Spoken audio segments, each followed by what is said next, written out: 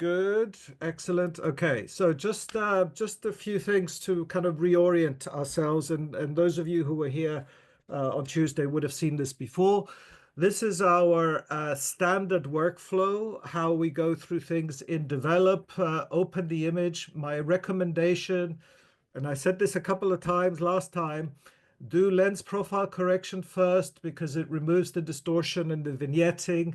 Then use the crop tool because that affects the composition and orientation of your image. Then decide whether you want color or black and white treatment. Then you choose any profiles or presets.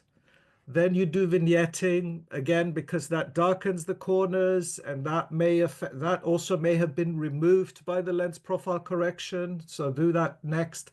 And then you do your basic settings of white balance first because white balance affects the exposure. Then you do exposure, highlights, shadows, whites and blacks. And if you want a little bit more control, you can use the tone curve, which gives you a little bit finer grained control over particularly the highlights and the shadows. Okay. Now, one of the major differences and a new feature that we have now is we have things that are called adaptive. And basically, adaptive is sitting now in this area for effectively the profile, but the adaptive profile also affects the exposure. And I will go through this in detail with you as we go through the demos, but just to explain what that is and why we're having things that are adaptive. Because now we have faster computers, and because we have the internet, and because we have AI, artificial intelligence, which you have heard a lot of, basically AI is evaluating the entirety of the image, and an adaptive control, an adaptive profile basically analyzes the sky, the subject matter, the exposure, and decides on what should be the right settings for you. And if you do use adaptive, Adobe recommends that you do not use exposure, highlights, shadows, all of these. They become redundant. Okay. So I will let you choose which one you prefer to use, but certainly if you use adaptive, hopefully you have a faster computer because it will, use a bit of processing power, and you will have faster results because you have less decisions to make. The second slide I wanted to show just the creative workflow. So once we've done all of those things, the basic settings, then we can look at things like texture, clarity, vibrant saturation, color grading, grain. I'm not going to go through all these things today because this is an advanced seminar. Those of you who have been using Lightroom should know all about these. But the ones that I will cover in more detail are color grading. That's a relatively new feature. And I'm also going to do a bit on sharpening and noise reduction as well, because that is affected by denoise. Okay. Now, for those of you that will begin to use the AI features, and in particular denoise, we have a new recommendation which didn't really exist before. We didn't really worry about this. But basically, the recommendation, if you're going to use any form of AI, is that you do these operations in this sequence. And the reason is because they affect each other. And if you do AI removal tools, for example, on an image that hasn't been denoised, right? The image has to be re-rendered when it's denoised. And you may get a little button on the top of your screen to say update AI settings. And occasionally, Lightroom may also include some red kind of a red sort of light bulb, a red icon, just to tell you that something needs to be updated. Okay, so that will slow you down a little bit, but it's a good thing to follow this the sequence. So do your denoise, look at your noise levels and the image first. Then if you're going to do generative expand is when you increase the size of your image and you create a new image which basically didn't exist before. I will demonstrate how you can do this in Lightroom, although this is not currently a fully supported feature. It's mostly available in Photoshop. Generative remove is a fantastic new feature we'll look at in more detail, removing things from pictures. Lens blur, another AI-powered feature. We will look at adaptive profiles, which I've just discussed. And then we're going to look at local masks as well. Okay. Now, this is a very large presentation, so I'm just going to go to another slide and just to discuss another option which has been in the software for a long time. This is another power user feature, but we discussed that when Lightroom opens an image, it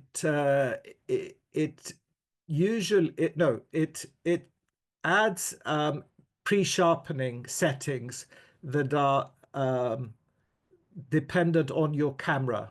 Okay, so different Nikon cameras may have different settings, and those are kind of applied by default. Now, if let's say you had low ISO pictures and also some very high ISO pictures, obviously the high ISO pictures will have different grain, different noise levels, and they need to be dealt in a different way than the low ISO pictures. And what Adobe has always given us is this adaptive presets. Now, these were called adaptive. They weren't AI powered, but basically what you did was, as I say here in my notes, you select 3 or 4 images at different ISO levels and you create a preset. And what this does is you apply this preset on import of images. And what it does is it says, okay, if you got low ISO, I'm going to do low noise reduction. If you got middle level ISOs, I'm going to do a sort of standard type of noise reduction. If you have high ISOs, I'm going to do a very high amount of noise reduction. So basically, it wasn't an intelligent tool, but it just gave you, if you like, within the margins that you set, it adjusted the settings for the amount of the ISO level, and that was a very useful starting point. Now, because we have denoise, this has become less important.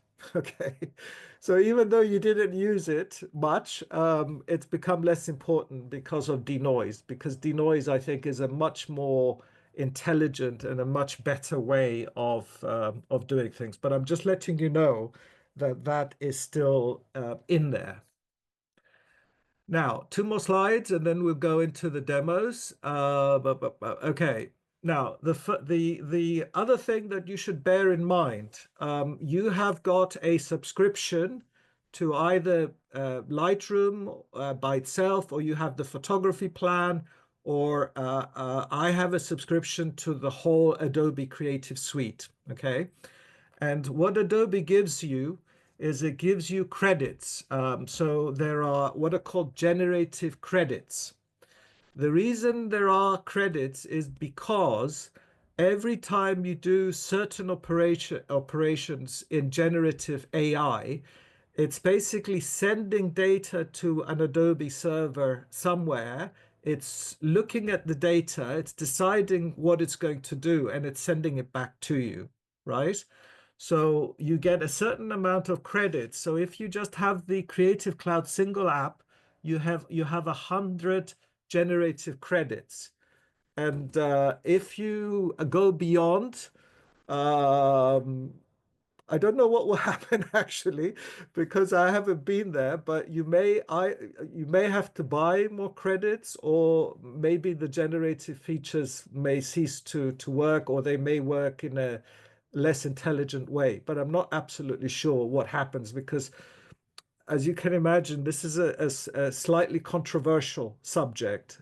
But I would suspect that for the majority of you, you're not going to go beyond. So even 100 kind of edits per month will be sufficient, right? Remember that this is reset every month. I should actually point out that this is every month. So once you go to the next month, the number gets reset and you get your 100 back. So just one more slide. So how do you find out how many credits you have left? You basically go to your Adobe Creative Cloud dashboard on the internet. You put your logins, and on the top it will tell you how many generative credits you have. Okay. Now, because I have the whole plan, I have 1,000, and as you can see, I did a couple yesterday. So obviously this was reset a couple of days ago. So I've got 998 edits available on my plan. Okay, so that should be enough for today. Okay, good. Right, let's now go into Lightroom.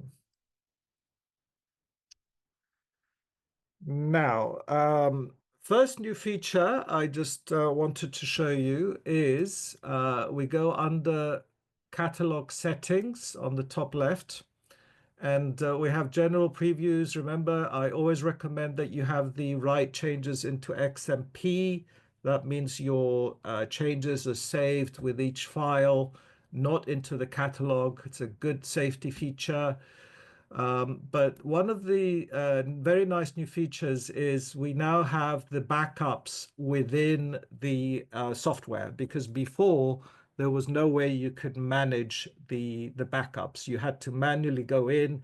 And I know some of you who I work with ended up with hundreds of backups because every time you quit, there was a new backup created. But anyway, now you could always do this before, but now you can determine when you do a backup, never once a month when exiting, once a week, once a day, every time Lightroom exits, every time when Lightroom next exits. But usually I would recommend maybe once a week to actually do a backup, and do it at a different location than your startup drive.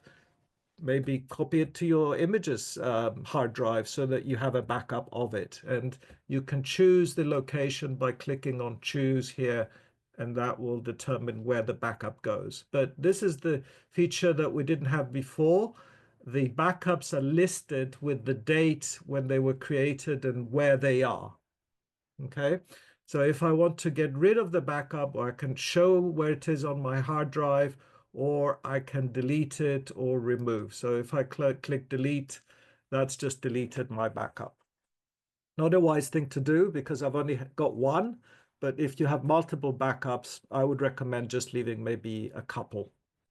Okay. So that's effectively in. I mean, there's been a lot of little things under the hood, like I said, but that's the major feature that's in the interface. So let's look at denoise now. And denoise, we go to photo. So we select the photo in the library, and we go to photo, and then we go to enhance. And this is I'm using an M1 Mac, so it's not the fastest, certainly not compared to the latest Macs that are available, but it's okay for most things. But you'll see a couple of things that really push it to its limits today. So when you click on that icon on the bottom, you have the whole picture. And I shot this in my area during the fireworks, so New Year's Eve fireworks, and I think I used the Z8 for this and the 1424, and it was very, very dark, as you can imagine. And this is a kind of cool thing that I enjoy doing, is I time my stills with the fireworks. So the light that you see in this picture is coming entirely from the fireworks in the sky. I'm not using flash or anything. And this picture, would you believe, is at f2.8, a 60th of a second at 25,600 ISO. Okay. All right. So when I click on a particular area, I actually see the picture zoomed in. And now we can decide on how much denoising we want to do. Now, if you do very little or none, right, this is basically without the enhancement at all, right? So as you can see, we have two different things. We have noise, which is like grain, like film grain, and we also have color noise because of the digital sensor. And this tool basically removes both of them.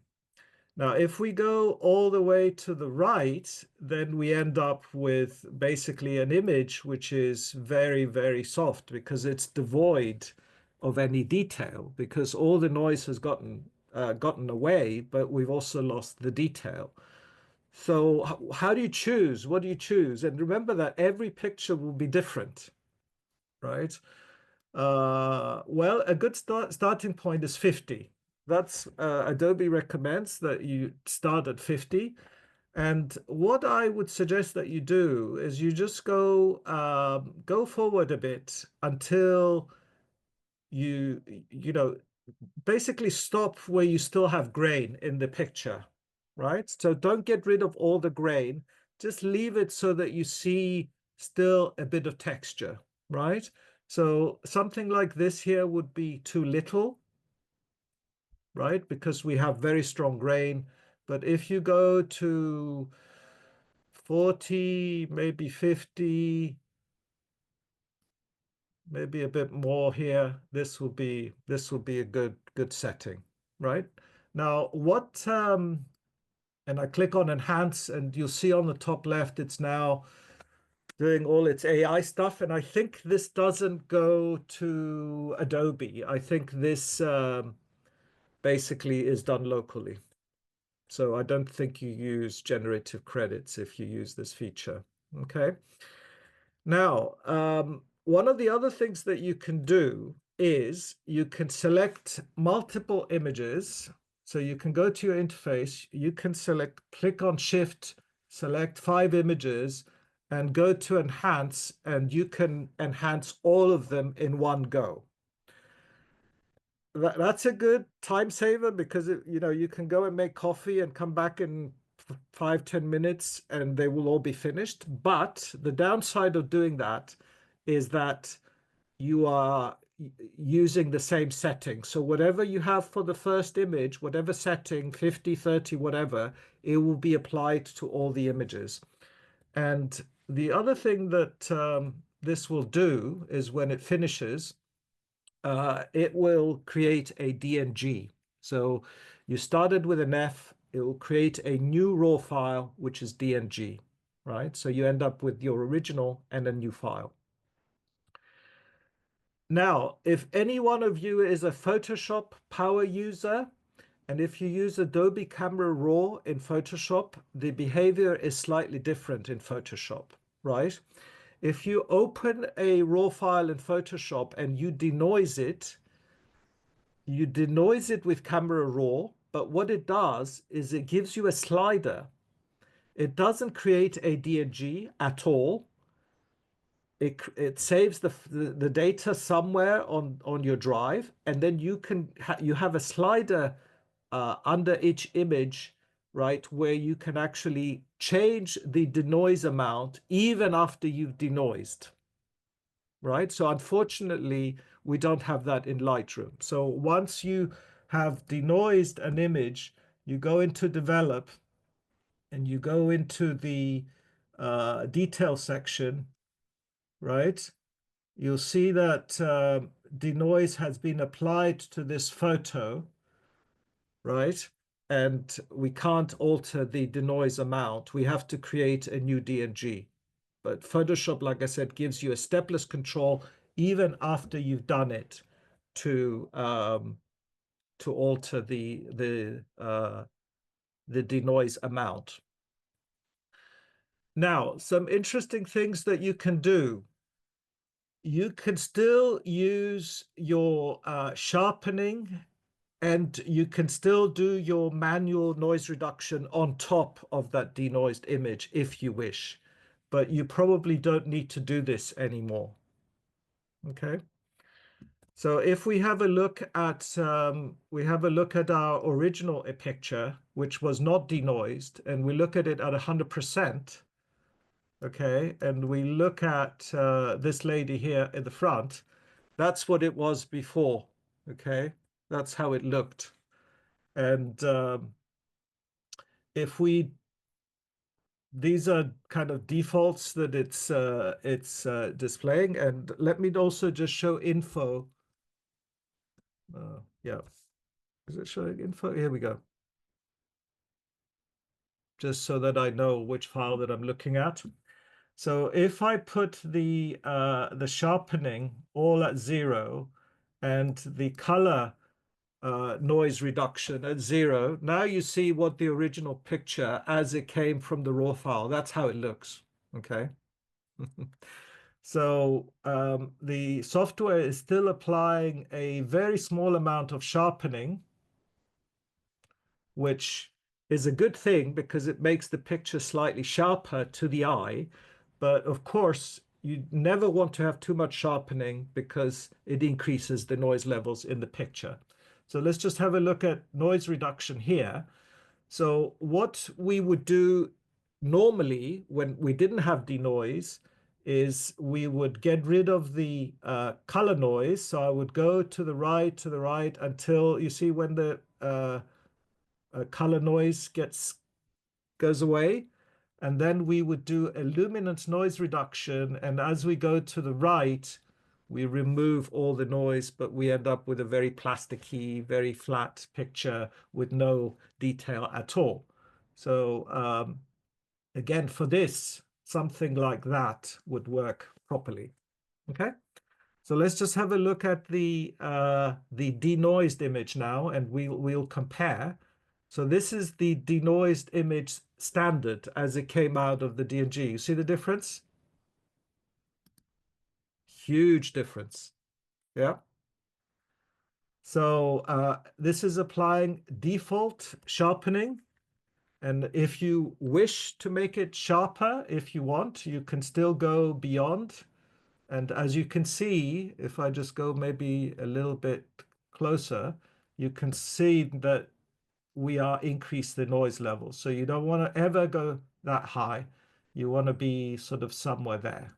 Radius at about 1 or 2, detail, masking at 0. Something like that would be good. Okay. So it's absolutely fantastic. Denoise is amazing. Um, I highly recommend that you use this, particularly for high ISO images. It just completely recovers the detail, and you end up with a really fantastic looking picture. Um, and you end up with a workable image because otherwise, you have a very, very noisy picture. Now, all of this is relative in a way because when I zoom out of a raw file, the pixels kind of merge together and we still get a very nice, very smooth looking image. And if I was to print this image at a small size and compare it against the denoised image, I'm willing to bet you that you probably would not see a great deal of difference between them, right? Because we have a very high res image and we are squishing all of the pixels to a smaller size. So we will not get you know we will only get a benefit if we use this picture to a very large size, or if we're printing it to a large size. That's where the benefit lies. So people ask me, should we denoise all of our images?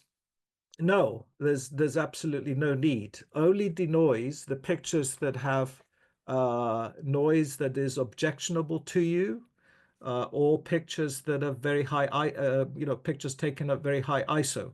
But anyway, I'm going to give you some examples. This was a concert that I photographed some time ago, and this was shot with a D300, which is, by today's standards, it's a dinosaur. But you can basically recover data, recover information from very old files. So certainly on very old pictures, it is certainly worth denoising. And if we just compare these two, on the left-hand side, we have a denoised picture. Sorry, yes, the original. On the right, we have a denoised picture. You may recognize the performer here, the violin, yeah? On pictures like this, where there's a very high ISO, let me get out of that, and just because these, sorry, I just need to go into develop and actually develop these. But my other recommendation is when you do these, you also, before you denoise, you do your lens corrections. So you enable profile corrections as well, because that gets rid of the optical distortion. Okay. So let's do automatic here. And I'm not going to worry too much with settings and perfecting this. We'll just do automatic and we'll look at the settings in more detail. But I will select those two and let's compare them. So on the left, we have the new raw. On the right, we have the original. Okay, you see the difference? And again, here a fireworks picture. Let's boost the. Hold on. Let's get out of here first of all, out of the compare mode. That's the enhanced. This is the original. Okay, let's do the exposure to a level which we think is acceptable, and that's at 1.75, and I want to do the same here, 1.75. Okay, so let's select those two and we compare.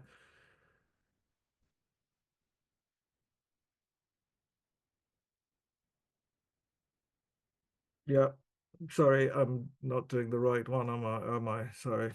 Let's just go to the library. We compare. We compare in the library.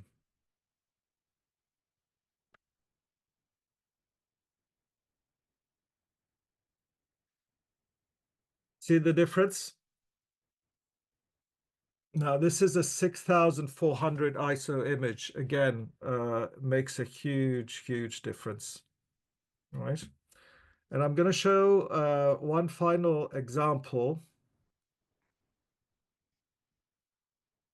just because this is fresh on my mind. But basically, my daughter's school had a dinner dance on Sunday, and there was the children had dressed up in traditional costumes, and they danced traditional Greek songs. And I decided that I didn't want to have a very large camera with me because it was the first time I went, and I used a Z52, would you believe, in very low light conditions, with a 12 to 28 zoom lens, which is not a very large aperture lens. And because of the very small sensor, although it's an excellent sensor, you do get noise. And this is at 3200 ISO. So I actually denoised the pictures, and they're absolutely wonderful. They're absolutely nice and crisp and clean. And I have to say that, and I have to admit that I did denoise all my pictures, which is not what I would normally do. Out of a normal evening or nighttime shoot, I may denoise maybe two or three out of the 200 shots. And with a Z63 or a Z8, that would be the approximate number. But with the Z50 in low light, obviously smaller sensor acquires less light, so inevitably it needs a bit of help. But still, absolutely brilliant results and an absolutely brilliant camera. So this is the denoised picture, and as you can see, it's really hard to tell the difference with a higher end model. Okay, so that's denoise. Just use it in moderation if you like, at about 50 or less. If it's very high ISO, you may go more. And really, you only need to apply it on the images that you want to work with or images that have severe amounts of noise. Okay. Now, let's have a look at adaptive profiles, and we'll see what this does. So let's fit this picture in the frame, and we go to develop. We get out of the reference mode. Okay, so we've denoised our picture, and it's beautiful, nice and crisp and clean. And we are in the basic panel. This is a picture that does not need lens corrections because they're built in to that particular lens and the mirrorless camera, so we don't need to worry about it. Now, in terms of exposure settings, obviously, if you're a power user, you can do these manually. And we looked at the other day of basically shift and then double click, and then it will set all of these individually automatically. Or we do on automatic if we're not sure, and that basically evaluates the picture and gives us the settings that it thinks that we should use. But now there is a new setting which is under profile, and that's called adaptive color. Adaptive color. So if we choose adaptive color, this is an AI powered tool. And if you do use this, this has just appeared in the latest version. If you do this, Adobe recommends that you do not use any of your tone controls at all. None at all. I'm not sure why, but I think that this is a new feature, and I think it will improve in time. And basically, Adobe are saying, we are clever enough, the software is clever enough to do this by yourself. You do not need to worry about settings. We will set them for you if you like them. But there is one slider that you see here, which is your way of interacting with the profile. So you can reduce the amount of adaptive color, and as you can see, it doesn't make a huge amount of difference, or you can increase it. And again, it doesn't make a huge amount of difference at all. Right? Now, even though Adobe recommends that we don't do it, you still can go in your exposure controls and you can still do them on top of the adaptive profile if you wanted to. But I'm just saying to you, generally speaking, this is not the Adobe recommendation. Now, there is also an Adobe adaptive black and white profile as well. So if you're going to do black and white, again, just choose adaptive black and white, and you can make, again, a fine adjustment, underexposure or overexposure. Okay. So I can't tell you whether there is a right or wrong, because there isn't one. It's really up to you. If you've got a fast computer and you like it and you find that it works well with your images, then the recommendation is that you use adaptive color or adaptive black and white. But if you prefer to do it the way that's a good question, Bill. I'm guessing here because I don't know the exact response, but my guess is that this is a local thing. I'm guessing from the speed of it.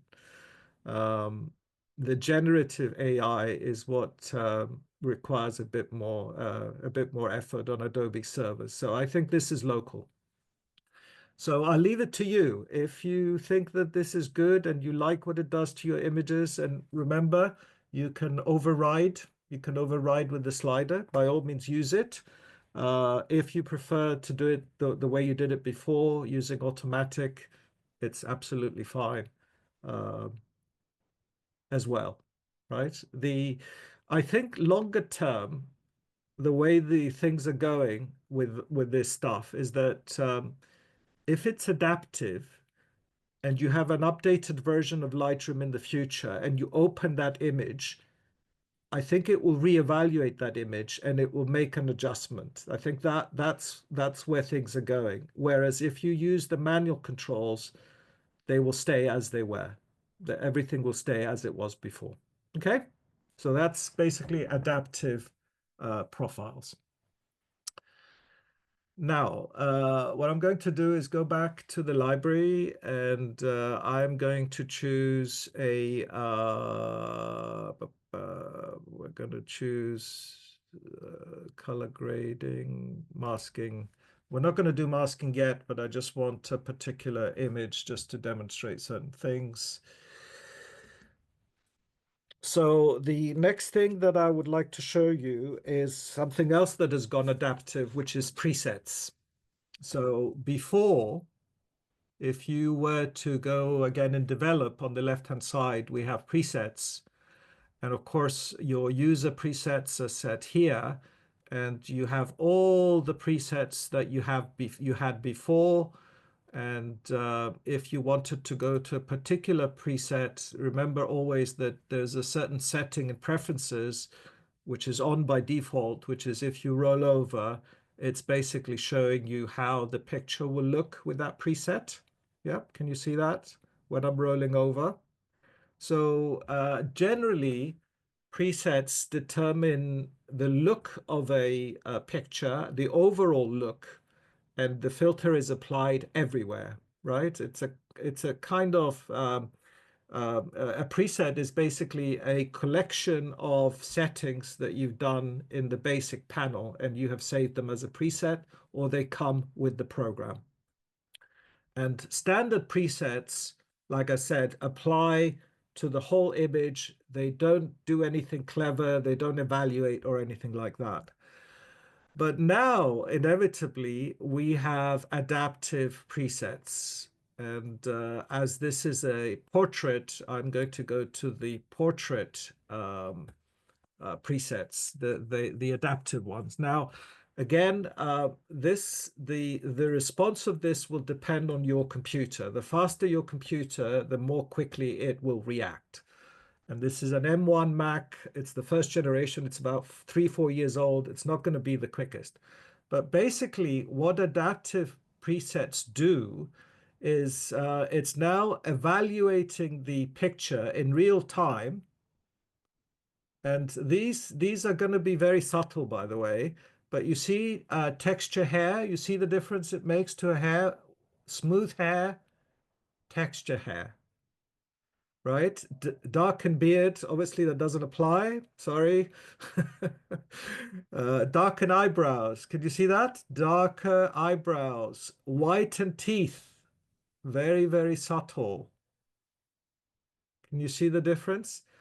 So this is what adaptive does, right? Adaptive means that it's evaluating the picture and it's saying the teeth are here. The eyebrows are here. This is facial skin. These are clothes, right? So these are the clever things that you can do in Lightroom now, right? Always remember that you can create your own presets. So if you have a certain portraits where you want to just fix eyebrows or fix lipstick or fix hair, you can create your own preset, which is adaptive. And if you have a series of images that are similar, you can apply that preset over a series of images. And it won't be the same for every one because that person would have moved, right? So it's basically going to generate a different mask for each picture.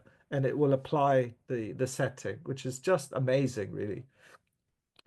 Enhance eyes. I don't know whether, can you see the difference? We zoom in a bit.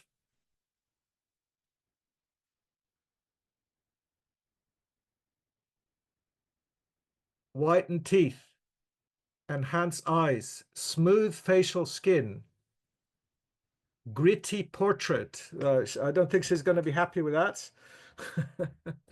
Okay, polished portrait, glamour portrait, enhance portrait.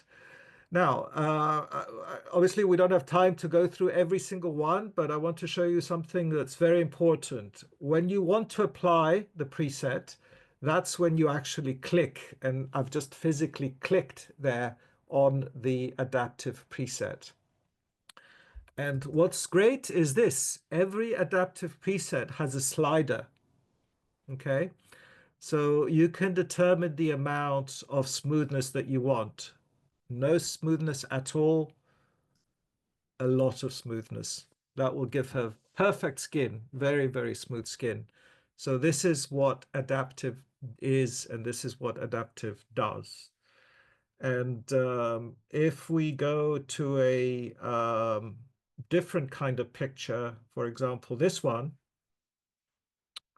and let's go to 100%. Then we can, obviously, we don't need the portrait ones anymore, but we can do adaptive sky. So now you see it's detecting.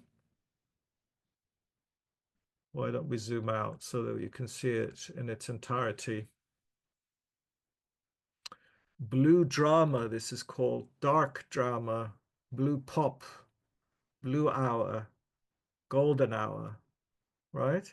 So basically what this is doing is it's basically evaluating the picture and saying, this is the sky as if you had created a mask, okay, and saying, I'm applying this preset, kind of preset to this image, and I'm just doing the sky, okay? And as before, let's do the sunset. This is not a great example because obviously it's, uh, let's do it to one of these, which is probably better. You see the detection? Did you see that detection when it was working? Sunrise, storm clouds, this is called. And as before, once I click on it, we have the slider here and we can make that adjustment to the adaptive preset. So if you have taken a series of shots that are similar and you create a mask, this is how this works. You create a mask which recognizes the face or the airplane, whatever, you have a series of images, you create a preset, and then you apply that preset to all the images, and it will automatically adjust the mask for all those pictures, even though they're all different. That's what this is for. And it's a wonderful time saver. Okay. Now, I think we have time for me to show you just one other feature of the new features. And what we're going to do now is I'm going to change my collection to do these two pictures, and we're going to do a bit of color adjustment now. Okay, so we go to develop. So on Tuesday, we also use this example again to demonstrate how this works. And at the moment, we're going to do something that affects all the colors of the image. We're not going to do any selective selections here, just to, we're going to do everything. So let me just check lens corrections are in. And now we're going to do an automatic setting. We're going to assume that we're happy with that. And to make a color correction, we're going to go to our color mixer. And this is what our color mixer looks like. We have a set of sliders for the hue Hue changes the color, right? We have saturation. Saturation changes the color vividness or the purity of color. And we have luminance, which changes the brightness of the color range, okay? So if I want to change the color of something, I can do it via my slider, and this changes all of the reds in the image. I can choose to limit the saturation of the reds, so the reds become less saturated, more saturated, or I can change the luminance of the reds, less luminance, more luminance. But at the same time, we have a targeted adjustment tool on the left-hand side, which allows us to make interactive changes over the image itself. So in this case, when I put it over parts of my image, let's change the yellows, for example. When I click on the yellow and I move up, you see the sliders on the right change. And if I go down, the sliders again change because I'm changing the luminance of that particular yellow. And if I go to hue and change the hue, that's going to change the color of the yellows. So you might say to me, Mike, you have chosen a picture which has very strong yellows and reds to make it easy for you. Yes, it's true. But what we're going to have a look at next is point color, which allows you to choose individual colors and without affecting all of the colors, because this works on a simple algorithm where it basically chooses mostly the hue of the color to work with. So it's a very good tool, but it only works for a small range of colors. So what we're going to do now is we're going to choose a different image. And I shot this in Italy, and I think this is Burano, near Venice. And there is these wonderful rows of beautiful colored houses. So if we were to use this tool here, right, even with the targeted adjustment, you'll notice that if I change the reds of this house, it's changing the reds of all the houses, okay? And what I'm going to pretend here is that I am the designer, the interior designer, and I want to change the color of each one of the houses to a different color, but without affecting the other houses. Okay. So what we're going to do is we're going to go to point color. Point color. So first of all, let's go to our automatic setting just to set the tonal values correctly. And I get rid of the histogram here because we don't need it, so that you can see this panel in its entirety. So what we're going to do is we're going to use the point color dropper to choose our red. And you see now on the right-hand side, it's chosen a red, and it's also showing it here. Yeah, so this is in the color palette. I think this is saturation or something like that. Okay. So what can we do here? Okay, now we've got three sliders on the bottom, which is the hue shift, the saturation shift, and the luminance shift. Okay. Now, normally that would be closed, so you wouldn't see it, right? So let's just see what happens. So when I shifted across, we have less of a change than we had before, right? We have less of a change than we had before, but we still see that it's still affecting this one a little bit and maybe this one a little bit, which have reds in them, right? And let's say we also change the saturation, and we also change the luminance. And as you can see now with luminance, we have the change affecting more of the houses than just the one. So let's just start with an easy easier scenario, first of all. We just change the hue. Let's not try and make our life too difficult, okay? Right. And under range here, oh, first of all, just to tell you what's happening here is this is the original color, this dot. This is the new dot. And here, this is the original color. This is the new color. So original color, new color. And you can also interactively move this around. So you can make it more yellow. You can make it more purpley, pink. You can make it more pink. I think my wife would like that. Or make it a bit more yellow, whatever you like. You basically choose the color that way. And now we have a range slider on the bottom, right? And the range basically adjusts. You see from the top here, it gives you a bigger range and a reduced range. And if you reduce the range, it's more likely that the changes that you make will only affect that house and not the others. Okay. Now, the other thing that you can do is you can click on Visualize Range.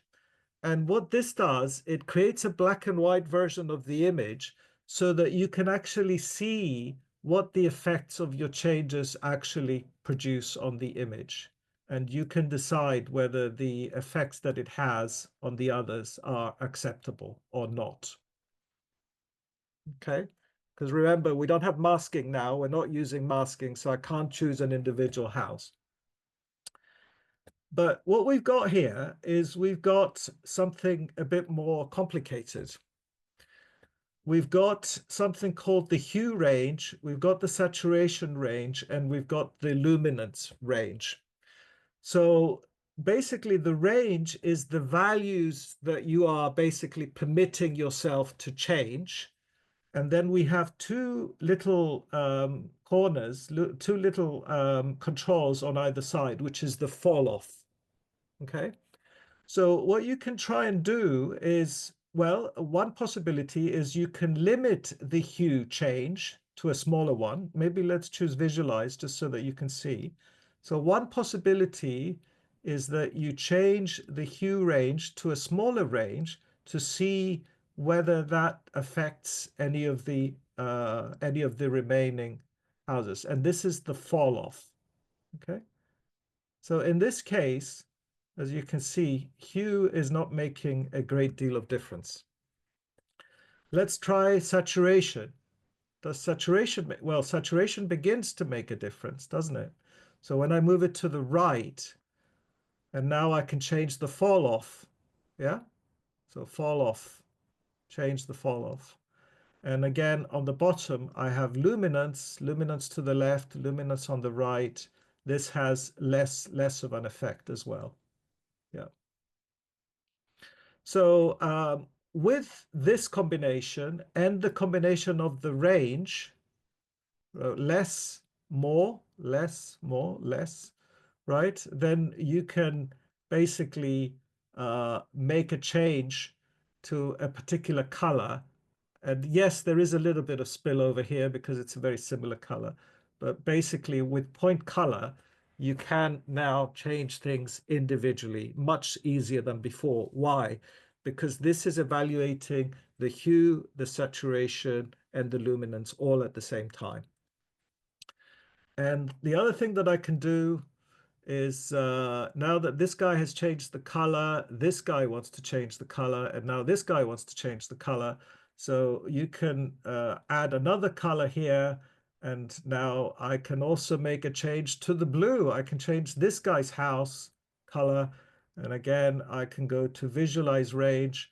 And as you can see in this case, because there aren't that many blues in the picture, right? I can change the saturation and I can change the luminance, and there's no great effect on any of the houses next door because there's no other houses that have this color.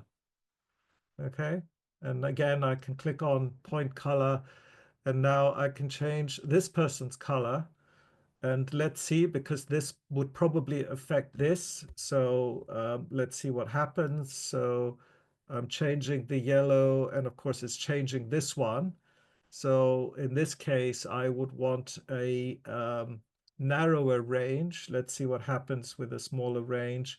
If I change the hue, it's changing this again. It has an effect here. So again, what we might want to do is let's click on visualize range, and we try and limit the hue here. We're picking up the grass, as you can see. So let's make it smaller, see whether that would work. So it's better, obviously, going to the left here. So now that I've reduced the hue range, this is indicating that it's only picking up this house. And now I should be, oh, I've got the grass as well, which I don't want. So let's see how we can eliminate the grass. Saturation, no. So it's probably going to be this one, I think.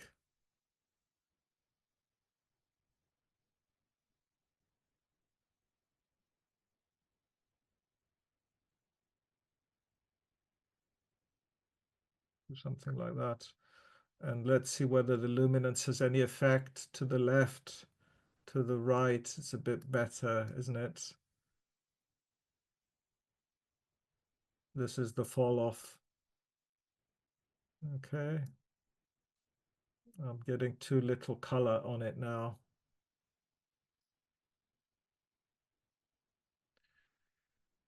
Okay, so let's see what we've got here. Yeah, this is not ideal, but anyway, you see the change.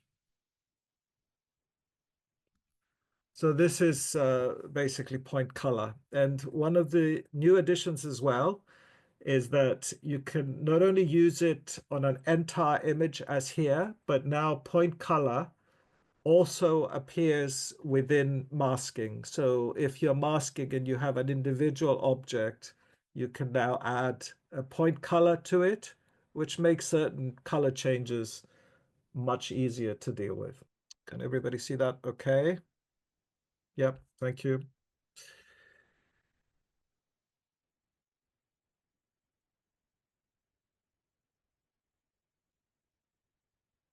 Okay. So let's get out of point color, and we're going to look at, so this was a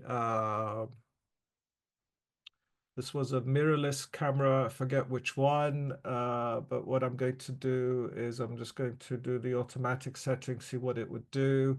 And I'm going to go to crop because I don't like that crop, and it's also not straight. So I'm going to straighten it. And I don't really like this opening here. And I'm going to try a one-to-one crop. Let's see whether that works. Yeah, it's okay, but I want to widen it a bit, so I click on the lock to unlock it, and I just go a little bit wider on the edges. So this is not a true one-to-one. Let's go a bit more.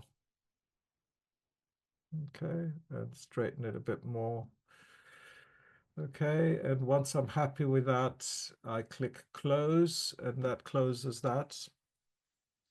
And it's a nice image, but I want to really make a bolder statement here. So what I'm going to do is I'm going to try going to black and white for this. And now that I've gone to black and white, when we go to our black and white mix, you see it's by default, it's converted all of the colors to a standard black and white tone, if you like. So if I click on automatic, it's going to evaluate the tones and hopefully give me a better image. Is it better? I didn't notice. Let's go back. So this is what it was before. So it's a little bit darker, isn't it? Automatic. That's the converted to black and white. This is the automatic setting. Yeah. Okay. So now that I've converted this to black and white, we can do our color grading. Okay. So this used to be called split toning in the early days, and it was quite a basic tool that only gave you two tones. I think it gave you a general mid-tone and it gave you a shadows. And the difference now is that we have a mid-tone, we have shadows, we have mid-tones is the top one, we have shadows, and we have highlights. Okay. So let's just recap on what all of these things mean. Um, hue is the color of the tone, and you can change the hue for any one of these things. Sorry, let me just go back one step before we do this, just to show you that you can just have the shadows control, the midtones control, or the highlights control. Or if you click on the right-hand side, you have a global control that does everything in one go. Okay. But I'm going to use this one because it's easier to visualize. So obviously here, the shadows, what it calls the shadows, they're not shadows, it's the panel, which is the darkest. So if I do this one, this will affect more the panel, the wooden panel, than the others. Okay. And hue sets the color of the tone. So if I make adjustments, you see, when I go around the color wheel, I'm choosing the hue, the color. Now, saturation is by going left or right. So going more in the middle is less saturation. Going more to the edge of the circle is stronger. It's a stronger effect. Okay. So yeah, I also say in my defense that I'm overdoing things a little bit. I'm overdoing things for effect. So normally I would be very subtle when I do these things, but today I'm not going to be subtle at all. Okay, just to show you how things work. And at the bottom of every one of the box, there is a luminance slider, which the luminance changes the brightness of the color range. So going to the left makes it less, going to the right makes it more. Okay. Now, I want to change let's see if I change the midtones, what effect it will have on the image. So midtones are more of that background, yeah, which again, I can choose, or even I can even neutralize it, as you can see here. I can make it more neutral than it was before. Or I can also make it similar to that color. Yeah. And I can also try my highlights now, which will be more the background. So I can change the color of that background. Yes, that's not very nice. The green is not very nice. So we can choose a different. Now, this is optional. Obviously, if you are happy with the image as it was before, you can just leave it, right? But you do have the ability to change all of these independently. Now, if you want to visualize the effect of what each one of these has done, you see there's an eye next to the color wheel. So if you click on the eye, it actually gets rid of that particular adjustment. So that removes the shadows, that removes the highlights. That's what we've done. And that removes the midtones. We didn't do very much here, so this is why it's not going to make a huge change. Okay. Now, the two things at the bottom. So the blending slider adjusts the amount of overlap between the shadows and the highlights. Yeah. So drag to the right to maximize the overlap and drag to the left to minimize the overlap. And I said it to the group on Tuesday. The way you visualize this is because this is right underneath these two, it's affecting these two, the blend between the left one and the right one. So more or less, more or less. You choose what you like the most. And finally, we have a balance. So the balance slider is an overall slider that affects the highlights, midtones. It balances the highlights, midtones, and shadows. Values greater than zero increase the effects on the highlights. Values less than zero will increase the effect on the shadows. So let's try it, see what it does. That's not very nice. On the other side, it kind of looks antique, doesn't it? I think that's pretty nice. I mean, it's a bit overdone, but I think that's pretty good. Okay, and remember, as I was asked during the break, you've got all of the operations that you did are all recorded on the left-hand side in the history. And if you don't like what you've done, you can always backtrack and start from a different starting point.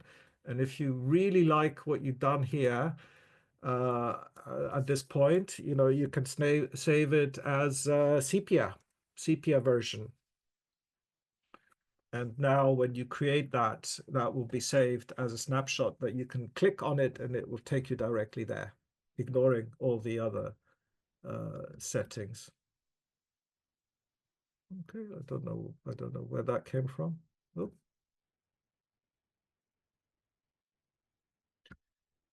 Right, now to complete my transformation here, to make this look really antique, I'm going to add a vignette, as if this was shot with an old camera. And the other thing that I'm going to do is add a bit of grain. Okay, and if we look at it at 100%, you can begin to see that grain. And that's given us a nice kind of really antique looking control panel. This was the control panel at Tower Bridge, by the way, which used to control the opening and closing of the bridge. But I don't think it's all done with a digital control panel now, so this is no longer in use. And of course, because we used vignetting and all of these things, it's gotten a bit dark. So our histogram is too bunched to the left, which is not great. So we might want to, I don't know, increase the exposure a little bit just to bring our histogram more into line and, brighten up the image. Okay, now let's look at another example. And for this one, I'm going to create, hold on, let me just reset that to the beginning. And I'm going to create a couple of virtual copies. And the benefit of virtual copies, let's do another one, is that they're basically different versions of the original so that we can compare. Okay. So this is obviously the Queen Elizabeth Park where the Olympics were held. This was taken some time ago. And yeah, it's not a very inspiring picture. It's kind of, I don't like the crop. I don't like how it was shot. It's not really bold enough. So what we're going to do is we're going to try to improve it, and we're going to use grading for this. So I'm going to use automatic here. I'll tell you what we could do. Yeah, okay, well, I'll show you that later. Yeah, okay, so automatic. First thing that I'd like to do is to straighten it. And what I'm going to do is unlock it, and I'm going to choose quite a wide crop, and I'm going to unlock it so that I have a very wide screen, like a sort of filmic type crop. Okay, and once I'm happy, I will close. And this time I am not going to go black and white on this. Let's just put that to 0. What I'm going to do, actually, no, let's make this a bit bolder, shall we? Clarity strengthens the effect. Dehaze really, really makes it bold. And let's also change maybe the color temperature a little bit. to a more neutral. So what I would like to do, because this is my starting point effectively for each one of these, is just to show you another thing that you can do is you go to develop settings and you can copy all the settings. So copy everything that we've done in the basic panel, copy, and you can apply it to the other images by going develop settings, paste settings, or paste settings from previous. And you can also do this by using synchronize as well. So I'm going to do that to this one as well. Develop settings, paste settings, so that each one of these has exactly the same settings. So now I am going to go to my color grading wheel, and I'm going to make this into a colder, try and make this into a sort of colder, wintry scene. Shadows. Again, this is affecting the shadows.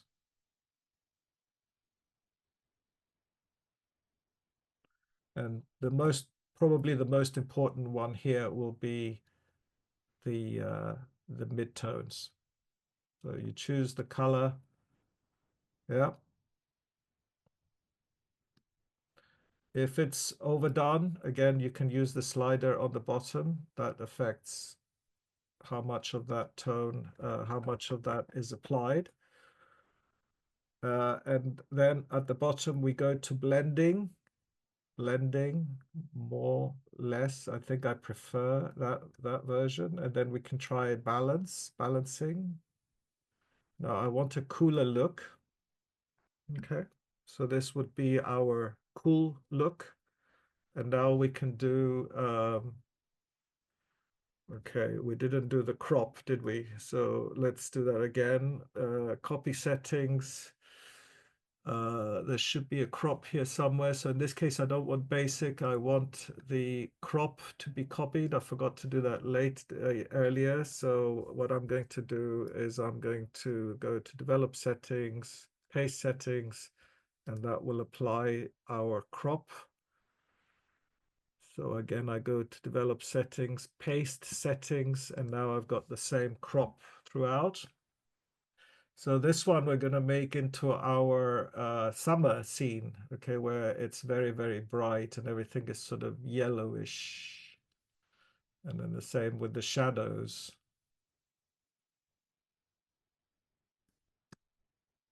And now we have highlights, so we have a very bright sun. Okay, and then we can do an autumn version. So midtones in the autumn, everything is sort of brownish, brownish. And the shadows are very, very brown because the trees are a bit more brown. And this one is, let's go for something like that. Okay. So grading, I think they called it grading because a lot of people who are doing video obviously know the grading term, which is what you would do to a film to colorize it. It's called film grading. So this works, and if you actually used any video editing program, you would be familiar with these tools because that's what editors use to colorize basically each scene or to make sure that all of the scenes of a movie match the mood. And basically what I've done here is, and we've done a sort of winter version. Yes, I know it's not great, but this is how color grading works. We did a summer version and we did an autumnal version. Okay.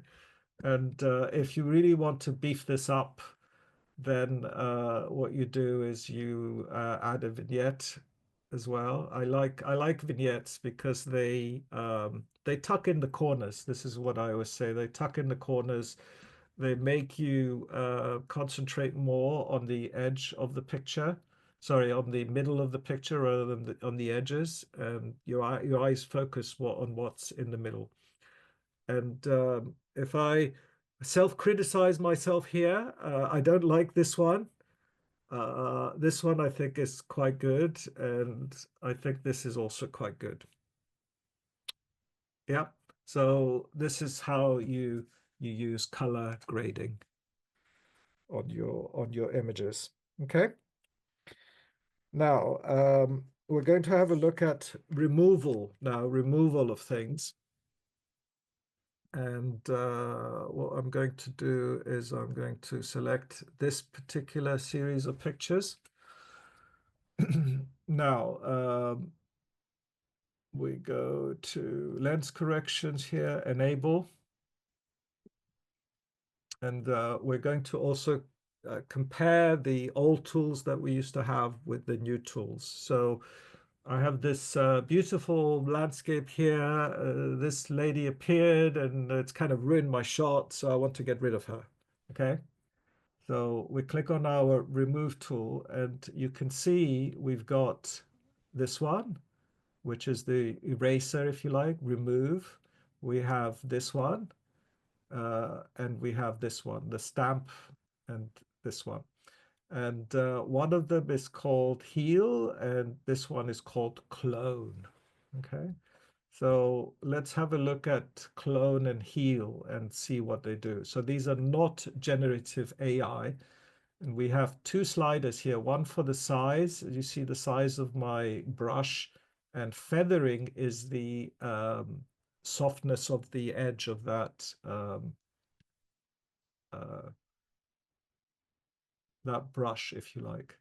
So I don't want this to be too big. Anyway, let's try clone first, and I just go over here. And let's zoom in and to see what we've got here.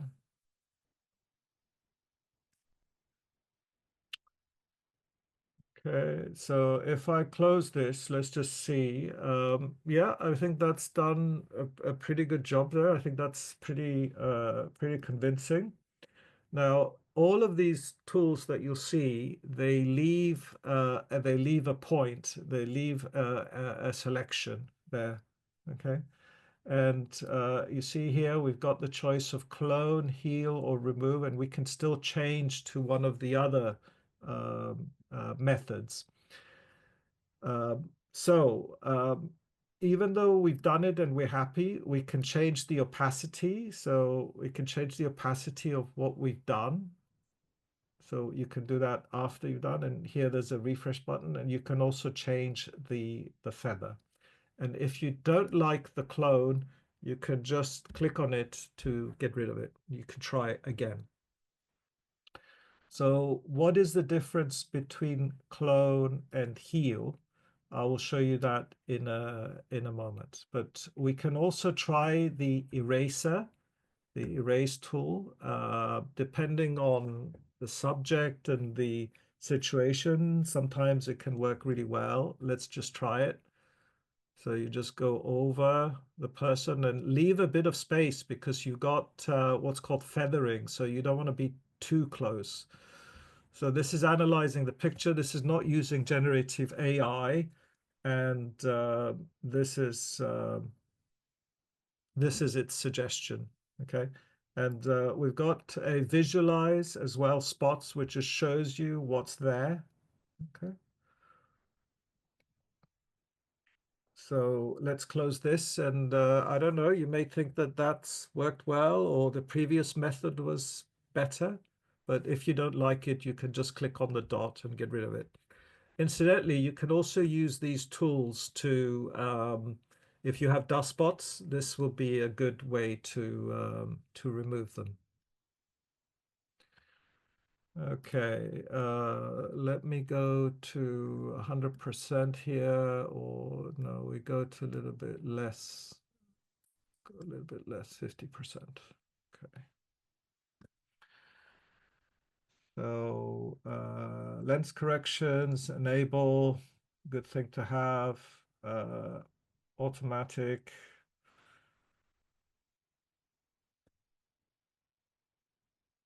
Now let's try and remove this with clone and see what happens in this case. So I'm going to try and remove the blimp. So we select it, and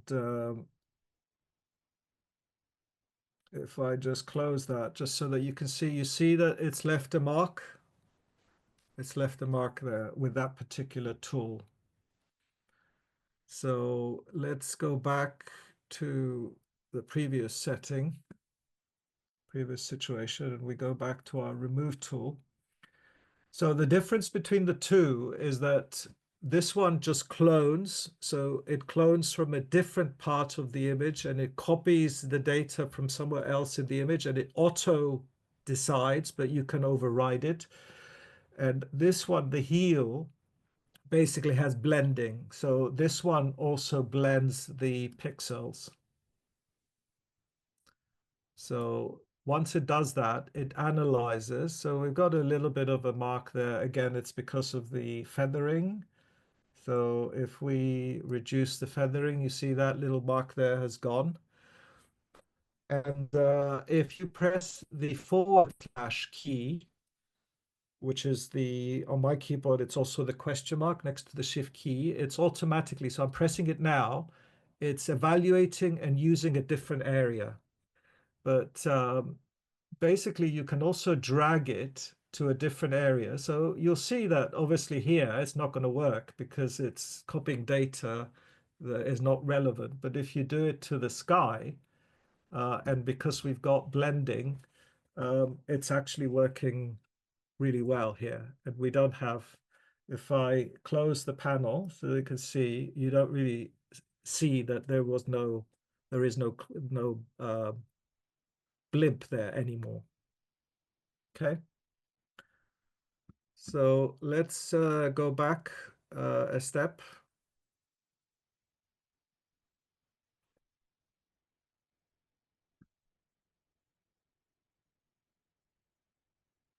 So, so obviously this is the best tool for this because we have the sky and because we want the blending to take place. Okay. But a neat trick that you can do, because remember that Lightroom doesn't have layers and it doesn't have the ability to duplicate something elsewhere. But if you do this in reverse, so if you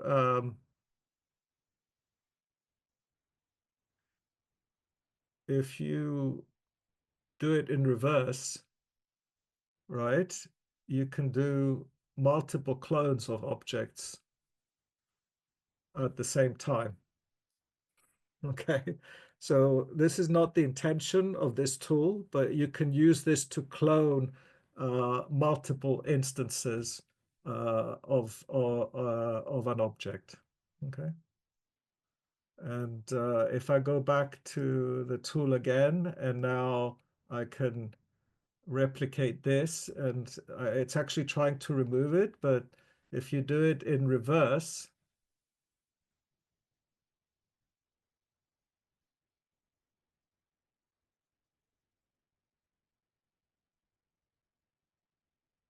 you see what I'm doing? I am using the tool to copy the blimp elsewhere in the image.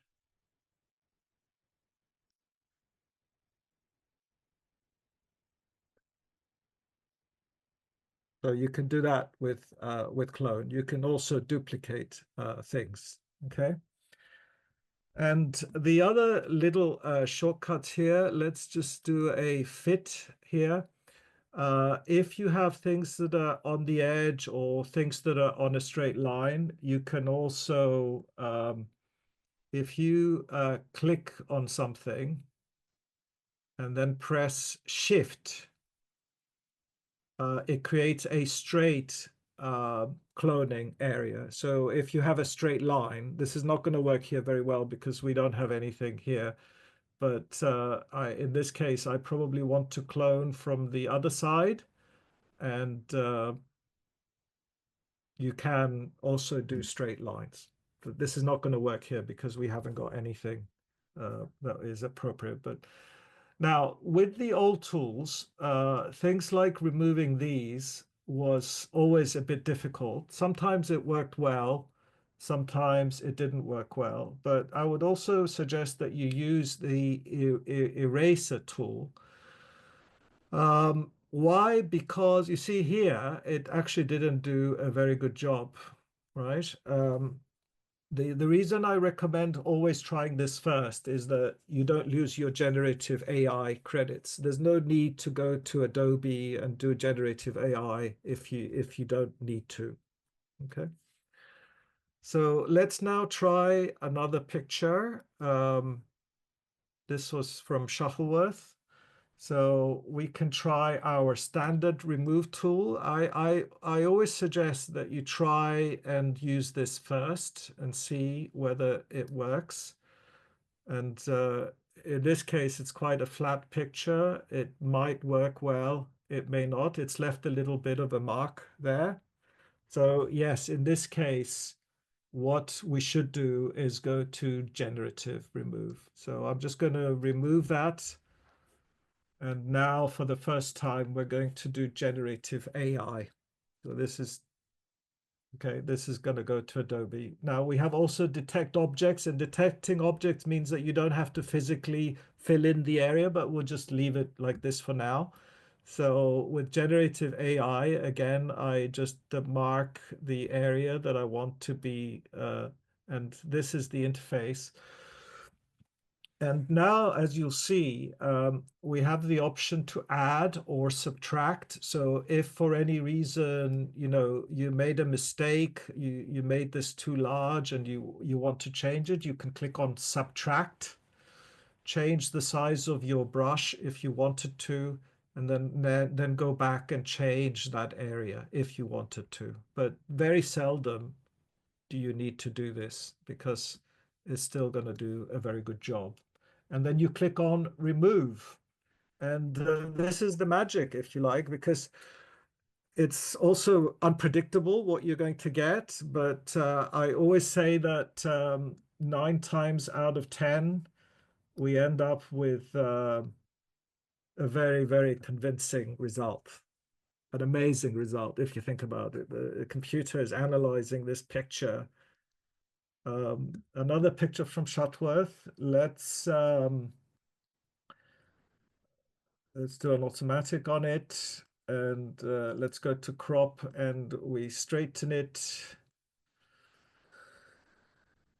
close, and now we go to remove. Keep it on generative AI, and what I'm going to do is just take this crowd here, and you can do it all in one go. You don't have to separate it out, because this is clever enough to work out what it is that it's seeing. And there's a little thing here, right? And there's a little thing here. I have to say, I haven't tried this before, so I'm kind of interested to see what it will do. And I click on remove. This is when I go and do my prayers because I don't know what it's going to come up with. Very, very occasionally, it actually might show something else there. It might show a person, or something might actually creep in, but I think that's pretty amazing, I have to say. That's pretty impressive. And now I can go back and leave it to the original crop, and now I can go back and crop it the way I want, and no one would ever know that there were people in front, right? People in front of this. No one would ever know that it was there. Um, yeah, I mean, whether you send this to an online competition and you have to send the raw file, obviously that's an issue with AI. But there we go. And then I would go and add a bit of a vignette, and it's done a brilliant job of removing. Another picture from the Olympics. Let's go to lens corrections, enable, do our basic settings. I just want to darken it a little bit. Now I've got a nice blurred background here, And here I've got a bit of space, but here I've got these people, and what I'd like to do is get rid of them. And of course now none of these tools, so if you didn't use the generative AI tools, none of these will work at all. So in this case, we have to use the generative AI tools. So I'm going to just make my brush a little bit smaller. And what I'm going to do is just go over the area. Again, you don't have to be very accurate here. Just go over what you want to get rid of. And then when you get to there, just go right along the edge. And you can even take some of her arm. I mean, it should be all right. Should recognize that that's a hand and not remove it. And then just click remove. And there the data goes to Adobe, and you're waiting to see what will come back. And I'm going to show you something else now. You see that we've got variations. So for every time that you do a generative AI, you have three options. So if I click, that's the second one, and that's the third one. So if you don't like any of the three, you can obviously clear this and do it again. But I don't like the first one because there is something here. I'm not sure about the second one. I think the most, oh, this has got material here. So maybe I think I go for the second one. And then I click, well, you can generate more variations, but basically this is our end result. And yeah, if you have little things again in the edge that you want to get rid of, you can again use generative AI. But I have to say, I'm pretty happy with that. Amazing that it's able to understand what's there. And again, I would love to add a little bit of vignetting just to darken those corners. And another picture from the Olympics.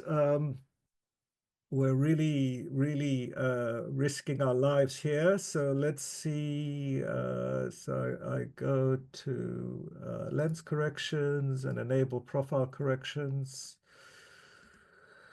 And I go to automatic here again because I haven't got a lot of time. And use generative AI. I want to increase my brush, and now I'm using the keyboard just to do it very quickly. So let's try detecting objects now. So just do it very quickly. I should be able to detect that's an object, analyze it. Okay, let's try it, see what happens. So it's missed the top, or I missed the top, I don't remember. But let's see what happens. Okay, you see in this case, it's actually straightened it. Let me just look at the variations and we do that again. Three different backgrounds, but I don't like it. So if for any reason detecting objects does not work for you, as it didn't do in that case, then just take it out and just go over the item and click on remove.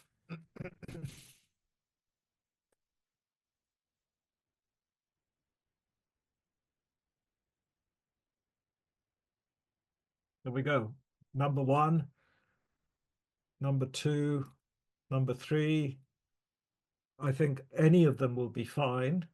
And let's do an even bigger brush this time round. And I've got this stuff over here to get rid of. And I can go over, fill it in. And sometimes even not filling in just works. And then I just say remove. And particularly for my work, and I will demonstrate this later, where this is useful for me because I have sometimes, yeah. So there we go. So I have people in the picture that I have to remove for various reasons. And these are the three. I think three is quite convincing. And that's generative remove. It's absolutely incredible. I think it's absolutely amazing. The results are so convincing. They're not truly correct, but they're so convincing. No one would ever know that this was removed from the picture because it's so convincing. Okay, let's go to I think we just have enough time to do lens blur, and then we'll leave the last one uh, for the last hour. So now we're going to look at another new feature, which is lens blur. And this is also using AI. Again, I'm not sure whether this is sending data. I'm really not sure, but let's do an automatic on this one, setting, and then we close this panel. And now we're going to go to lens blur. Okay, and this is the interface for lens blur. I'm not going to worry about straightening. Let's just apply this and we'll see what happens. So what it's doing now is that it's analyzing the picture. Now, what I would say with lens blur is obviously if you've got a Nikkor 85 1.2 or the new 35 1.2 and you got gorgeous blur, you wouldn't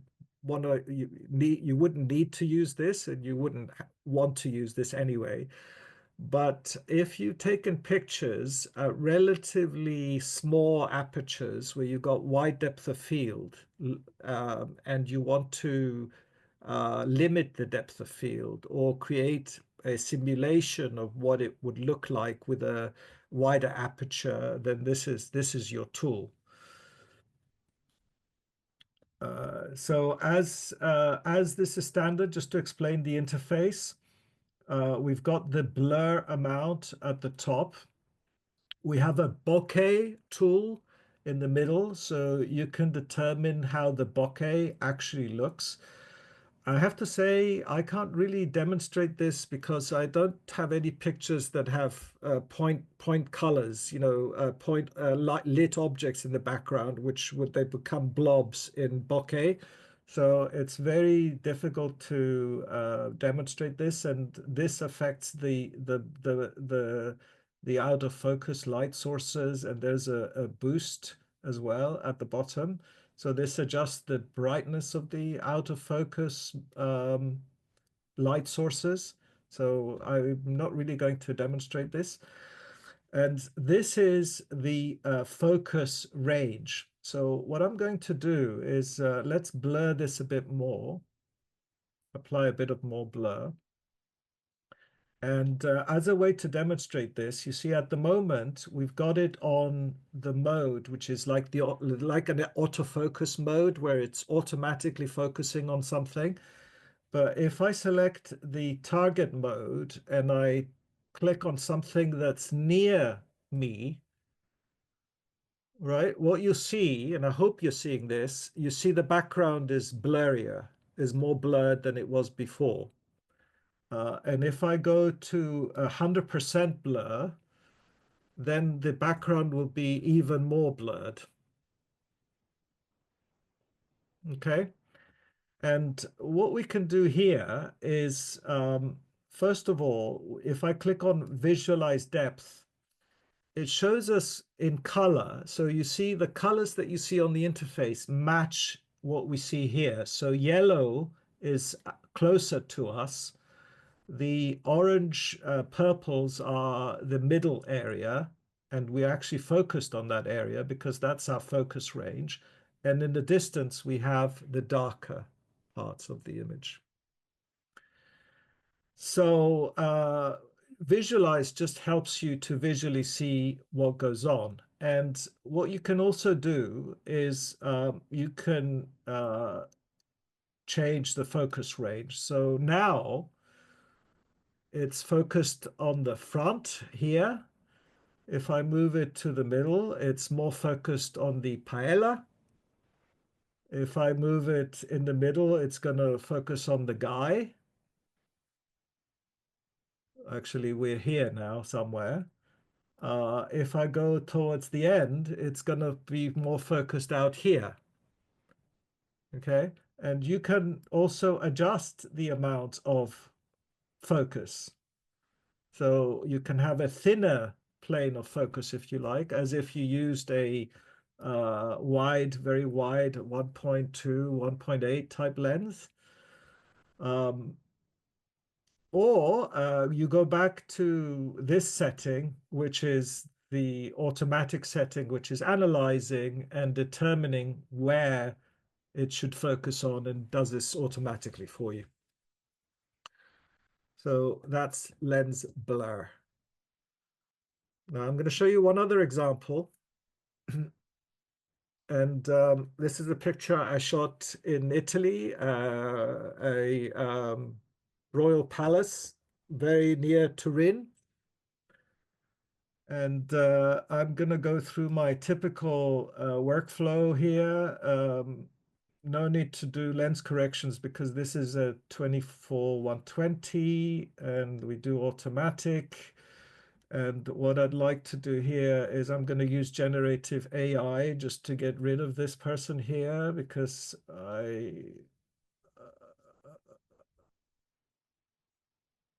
sorry, sorry, but I have to take you out of this picture. Uh, and always blows my mind what this thing does. So I have three options, two or three. That looks good. Okay, so happy with that. Okay, and then maybe we now do our crop. I want to just go a little bit closer. And this was a moment when this family came in, and this young lady was kind of inspired by this amazing space. Just straightening the picture, and she started to dance. And unfortunately, I wasn't prepared. I had a small aperture because I was taking pictures of the space. And normally, if I was shooting this, I would have liked to have shot this at a wider setting just so that I blur the background. So what we're going to do is we're going to blur this ourselves. So I have to say, of all the things that I'll show you today, this is probably the toughest for my computer. It really sort of struggles a little bit with this. So let's again blur this for effect, just so that you can see. But you see what it's done. If I click on the eye tool, that was before, and this is after. This is before and after. You see the blur, and we can adjust as we did before. We can adjust the focus range, so a narrower. Let's wait for it to refresh itself. A narrower range, so this is near us. Now we're going towards the girl, and if I'm moving, now I go towards the two children. So I can narrow the range so that it's basically encompassing these four ladies here, if I wanted to. Okay.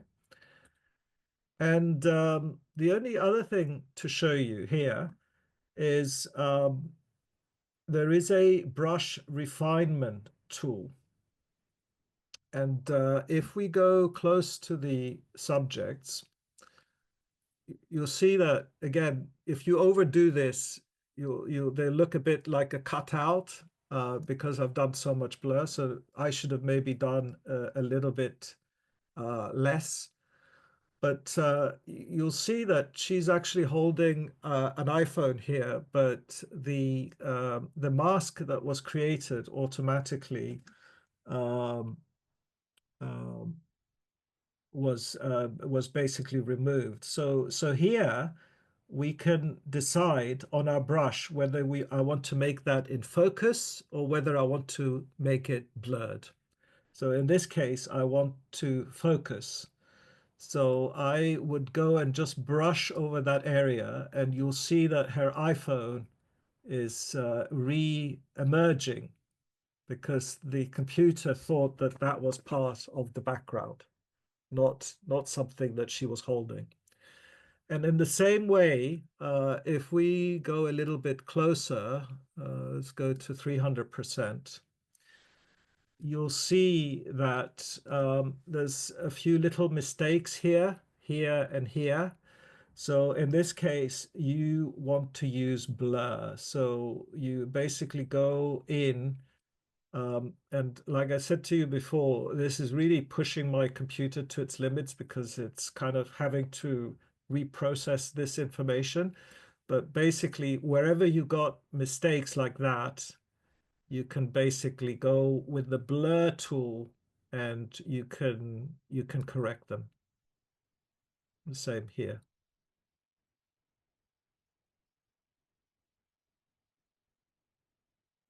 Okay, you can correct those small mistakes. There will be small mistakes everywhere. Well, it depends on the picture. The previous picture actually had very few, but this one has a bit more. But again, it's also a question of magnification. If you look at this close up, you will see the small mistakes. If you look at it from a distance, you won't be able to see them. But this is lens blur, and I have to say this is not something that I would use often. But I think in this case, because I was kicking myself because I used the wrong aperture, in this case, I think this is a good application. And in actual fact, my shutter speed was also slightly wrong because it was a bit too slow. It was, what was it? 1/100th of a second, because I usually lower my shutter speed so that I keep the ISO as low as possible. But if I knew she was going to do this, I probably would have used 1/200th, 1/250th, maybe. So I was caught out here. But still, I salvaged the shot, and having blur just for me, it's another great addition because we're able to correct those kinds of things. So again, my trademark vignetting, obviously that's way too much, but if we go to something like that, I think it works fine. And I have blurred it too much, I think, but I'm pretty happy with the realism. So we're going to have a look at masking first, and I just have a number of examples to show you here. So what we're going to do on this one is corrections, basic, we got automatic. It's gotten a bit too bright, so I'm going to go down a little bit on exposure. So what we're going to do here, we're going to go to the color mixer. We go to the mixer and we go to saturation, and I'm going to turn all the channels to 0.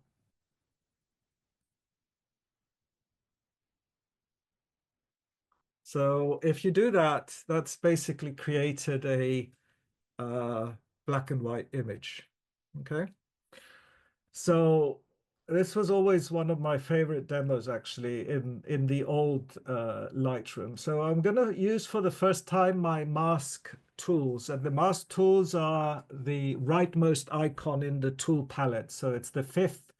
This is the masking tools, and for some reason it's Shift and W. That's the keyboard combination. So what I'm going to do here, I could try various options. I will take you through what all these things mean, but the brush tool was always the one that we used the most. And when you invoke a tool, particularly the brush, just to explain what goes on here, at the top, we have an invert button, which basically inverts, so it does the opposite of the mask. We have the brush tools here. So we have the, first of all, we have the A and B brush. So you can have two different sizes of brush. We have the size of the brush. So we can have a very large brush or we can have a very small brush. Feather is the edge softening. So this is no edge softening. So that will be a hard edge. And this is a lot of softening. We have a soft edge. We have a flow which controls the application, how much of the rate of application of that particular adjustment. And finally, density is the transparency of the stroke. How transparent is it? I will talk about AutoMask in a moment. I don't, well, actually didn't actually want that, so I will reset that. Okay, and what we're going to do here, and just to explain one other thing, all of these things you can actually do for a brush. So we are now in the realm of what are called localized adjustments, where we, instead of before where we did something that was universal to the whole picture, now we're going to do things selectively to parts of the image. And in Lightroom, because there's not the usual selection tools that you have in Photoshop, you have to do everything with masks. So a mask, if you like, is a kind of selection. It's a layer, but it's also a selection.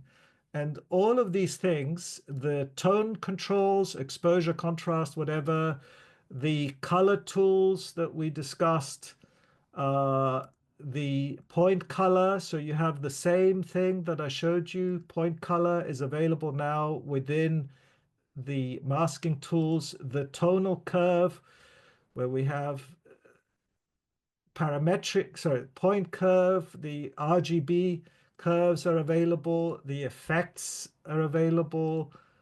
Any one of these you can do to a particular subset of the image. And finally, we have detail. So sharpness, noise reduction, Moira, and defringe are all available. So what I want to do at the beginning, what I did was I removed the saturation. So what I'm going to do is put this back to 100. And what I'm going to do is I'm going to repaint the saturation back in. Now, in photographer speak, this is called selective color, where you basically, uh, I'm not going to do this accurately because I don't have time, so I'm just going to do this not accurately, and you can see that this has spilled over to some of the background. But don't worry, it doesn't matter. It's not super accurate. I'm just showing you how all of this works. Okay. Now, in terms of our masks appear in this small palette up here.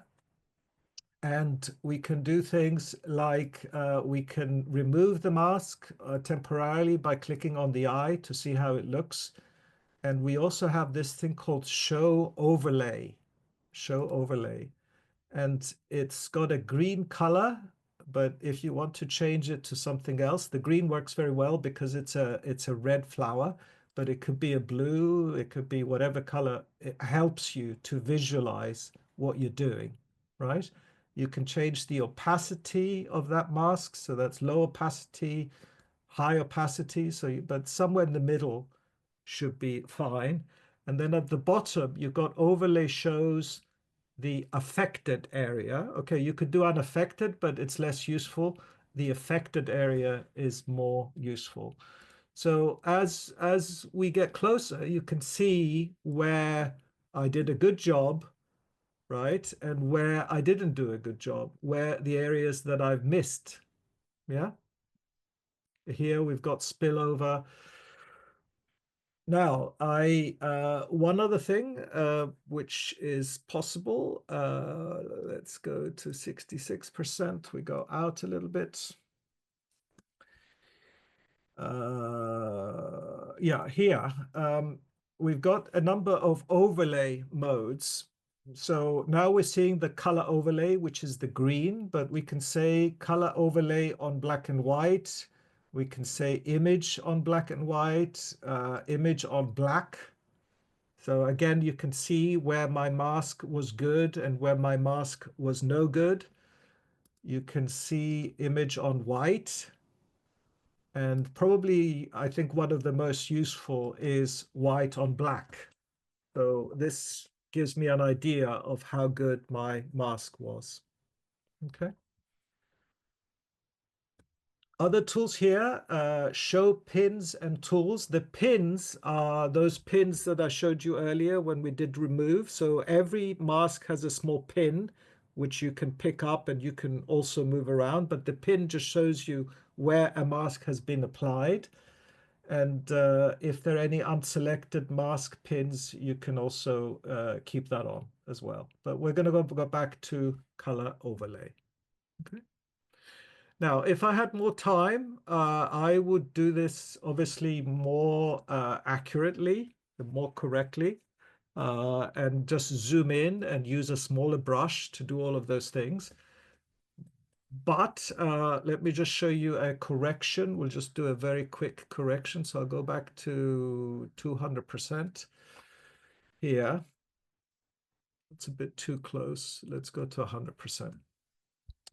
So you notice here we have A brush and we have B brush. So B brush can have completely different settings. So you have A brush and B brush. They're two independent brushes. But at the same time, we've got an erase brush. So if I choose an erase brush, you see my icon now changes to a minus. And what we can do now is we can go in and we can correct the mask where I didn't do it correctly. Okay. So again, a smaller smaller brush. If I want to get in those tight areas, go to the right. Again, we can show our overlay and I can fix all those little areas where I didn't do a good job. So erases from the mask. A or B are the plus brushes, and we can add to, whoops, I made a mistake there. So what I do is I click on erase and I erase, right? And you basically cover the area that you want with your brush, and that will give you the saturation that I've asked for. And that's essentially how brushes actually work. Okay. So to close the masking tools, I just click back there and then we can go back to fill. And there's our beautiful rose with a black and white background. Okay.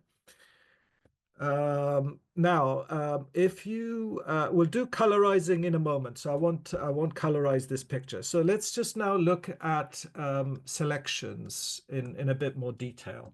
So if I click on the select tool, at the top I have three main buttons, which is subject, sky, or background.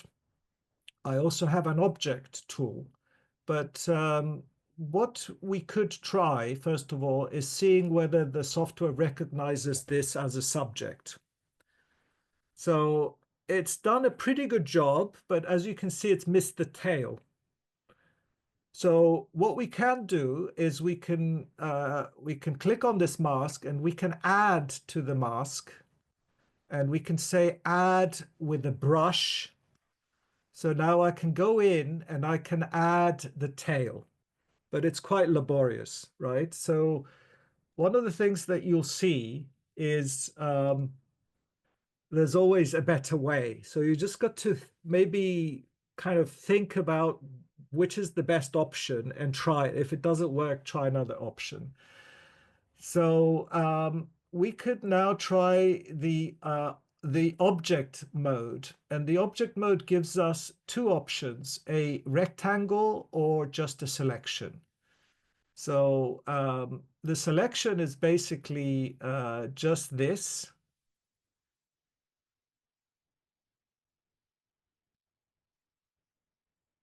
And look at that. It's done it. So this is a good mask. And you can also always try objects and try the rectangle and just draw a rectangle around the object.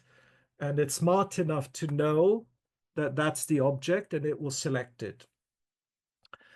Once you have an object selected, then brilliant things happen because you can do all sorts of things to it. So We can change the tone, we can change the color of something, we can saturate it, we can desaturate it, whatever and ever. Everything is possible. I can change the exposure now. I can have a very black crocodile, I can have a very bright crocodile, or I can have a very angry reddish crocodile, right? And because we have the mask, we also can do things like this. We can say, okay, duplicate the mask, so copy it and invert it. So what we've got here, we've got one mask of the crocodile, which you see in green, right? Green crocodile. And we've got a mask of the background. So what we can do now is we can really darken the background so that we just have the crocodile appearing by itself. And if you didn't like that mask for whatever reason, you could delete the mask, and then you could say, okay, create a new mask and just select the background. But as you can see, that background wasn't selected as well because it's picked up that tail. So the previous method was a better way of working because we already had selected the animal and then we just inverted it. So let's look at another example here. We can see, we can do select the subject. Now it's very hard to tell because we've got a green overlay, but let's choose a white on black, and this is what we have. This is what it's selected. So it's a good mask, but we've lost this bit. And what I'm going to do is change to a red color so that we can visualize what's happening. So in this case, what we could do is let's click on the mask and we're going to add, and we can now add the rest with a brush, or we can do objects, because objects is the automatic tool, if you like. Okay, so we can select that object. Again, we can, okay, let's do that again because I didn't like that. Can remove particular objects from the picture, and let's add objects, and let me do this properly now. And now it's correctly adding that to the picture. And again, if it wasn't good enough, let's just see again how the mask looks. Okay, this bit is not great. So we can say add objects, go to here, select the rest of it. And now, as you can see, we have a very good mask. Color overlay, get rid of the overlay. And now that we've got our object correctly showing, I have individual control over that subject. And if the subject is okay, what we could do now, and let's also rename it so that we know what's going on. We call it insect. What we can do now is we can say duplicate and invert mask. So this is now our background.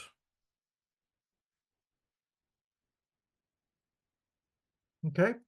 And because we've got our background, now I can modify our background and make our subject really, really stand out. So I know for the beginners, it's going to look a little bit complicated what I'm doing, but it's very logical. And my suggestion is think about what you're doing, try and look through the tools and see how you can do things in the simplest possible way. Okay, so here we can do objects, and I can select each one of these independently, right? Then create another mask and go for another object. that up. Here we go. And create another mask object. Okay. And I've now got 3 masks, one for each of the geese. Okay. Each one has a dot. Okay. But in the same way, I could delete all masks and say, select the subject. And it does all 3 in one go, right? So this mask is the geese. Click OK. Create a new mask and say, I want to select the background this time. And I'm going to rename this background. Okay, so now we have an individual mask for the background. So I can adjust the background. And incidentally, if you have highlights and shadows in basic, the adjustments are not as bold as what we can do with masks. So this is a much bolder result than you would have in the basic settings. So that's my background.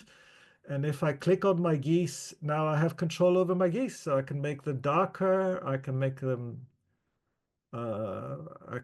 brighter. I can change the color. I can go to all of these effects and change them for that individual mask. But now I have a mask of 3.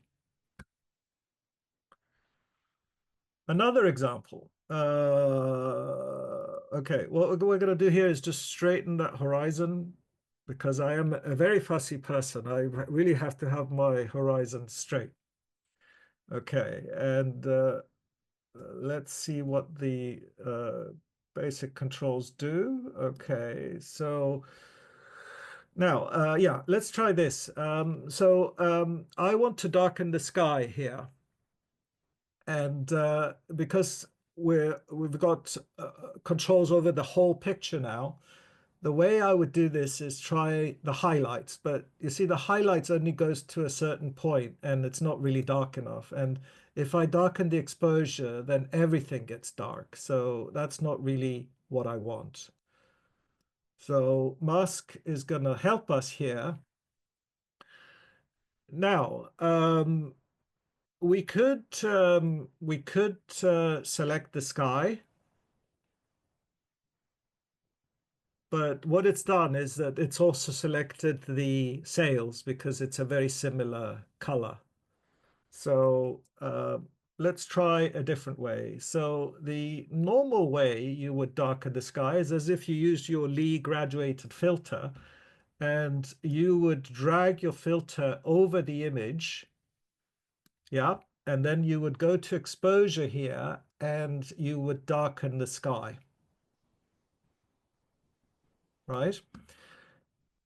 Darken the sky, darken the highlights. And of course, you see the problem here is that it's also darkened the sails.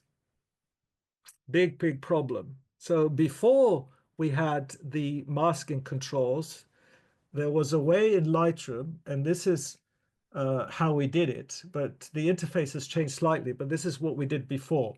So you click on the mask and you have add and subtract, add and subtract. So what we're going to do is we want to subtract the sail from the mask. So what we do is subtract brush. Now, there is this thing called auto mask here. This is very useful because what this is doing is that it's evaluating the color of the value under the brush, and it's preventing you. If you didn't have the auto mask, it would be very difficult to do this because you would not be able to do this quickly because the mask will just flow outside. It would just flow outside that sail. So that was very, very, very bad. So we want to subtract from the mask with the brush and we want to select auto mask. And you'll see now that even though I'm not doing it very carefully, if I get close to the edge, it doesn't spill over and ruin my mask. So that auto mask tool is absolutely wonderful. If you want to keep to a certain shape, you see I lost it there a little bit. Okay, and yeah, you can do it that way. It's going to take quite a bit of time, and you know what? I don't have a lot of time. And let's just see what we've done. White on black, show overlay. This is my awful mask. Really, really awful. So what we're going to do is we're going to delete that brush, go back to color overlay, get rid of that, and we're going to see whether there's a cleverer way to do this, whether there's an easier way, because now, again, we have object selection tools. So what we're going to do is we're going to try subtract objects. So I want to tell Lightroom, subtract the sail. Wow, look at that. Subtract the sail. Hold on. Okay, sorry, let's do that again. Subtract objects. Subtract objects, right? Subtract objects. Select. Now, if we have a look at our overlay and we have a look at our white on black, you see we have a very, very nice mask. Very clean, very nice. Wherever we've got the white, sorry, wherever we got the black is where things show through.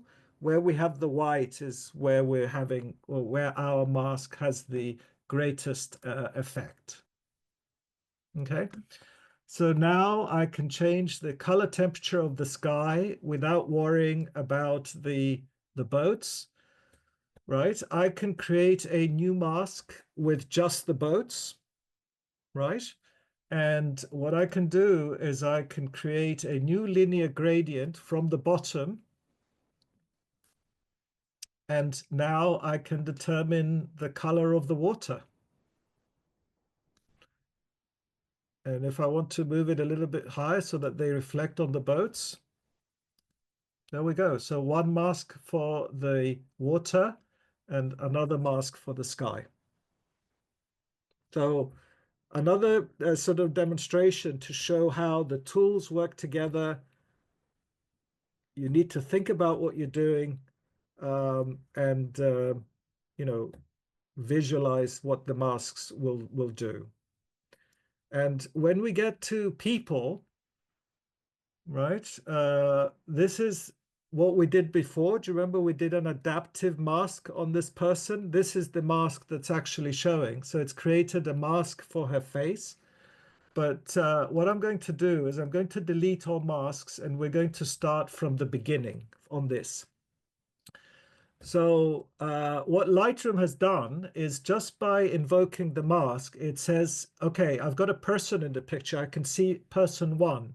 So you click on that person one, and then it's asking me, do you want the entire person or do you want to choose, okay, we could do a mask for the entire person, but we can create individual masks for each one of these items, the iris, the eyebrows, the lips, the teeth, the hair, and the clothes.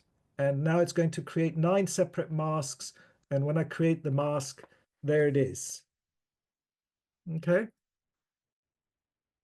So now that we have individual control over the body, the eyebrows, the whites of the eyes, the irises, etc., we can change these any way we like.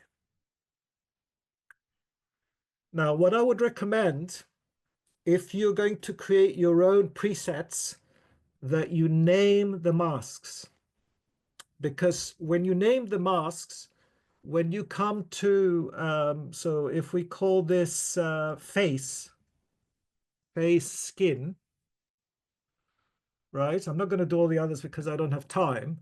But when you create a preset, which is an adaptive preset, you see, notice that under masking, we've got face skin because I named it, right? So if you name the masks, you can more easily create your own. This will be an adaptive preset, which you can apply to other images with a similar subject matter. So remember to rename your subjects, your masks. Okay. I think you understand what this does, so I'm not going to go in detail to make any changes. I'm just going to show another example here. And this is a photo of my wife.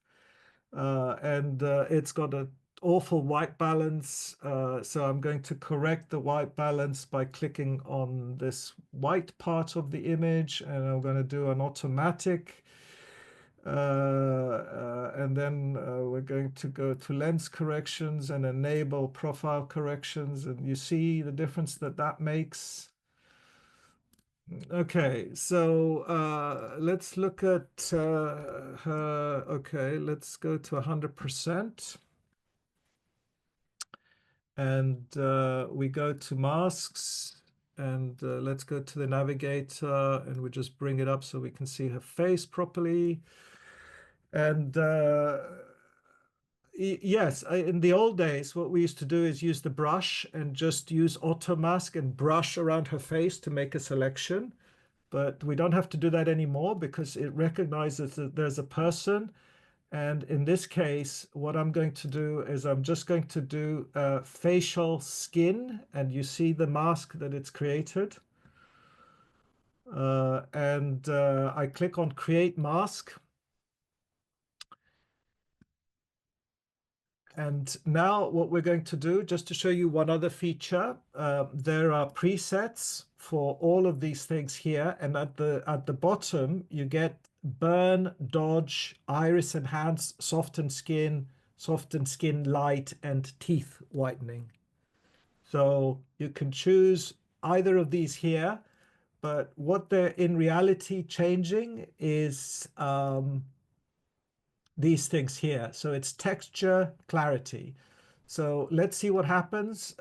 Clarity to the right, clarity to the left. That's a much bolder effect. But if you want to be more subtle with skin, you use texture. So you see how texture smooths her skin? I think my wife would be very happy with that. Yeah, so more texture, less texture. And because I've got a mask, I've done it in no time at all because Lightroom has done the selection for me, and it's already done, already there. Okay, that's how you smooth skin, but you can use any of these effects on any part of the body to make a correction.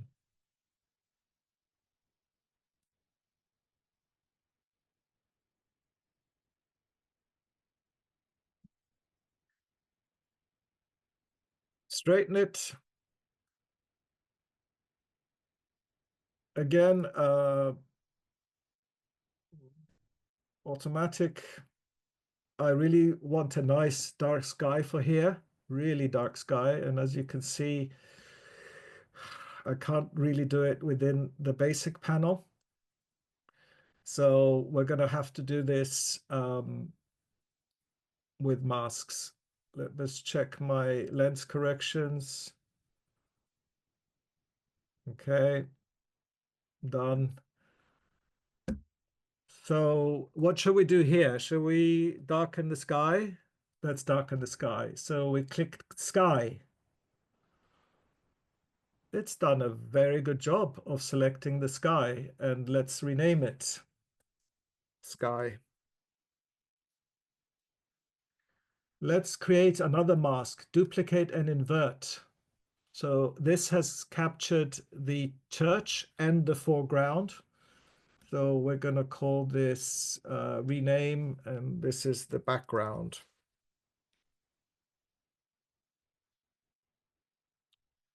So let's make this a little bit darker. And let's go to the sky. I'm clicking on the sky, and now we want a really dramatic sky, really dramatic sky.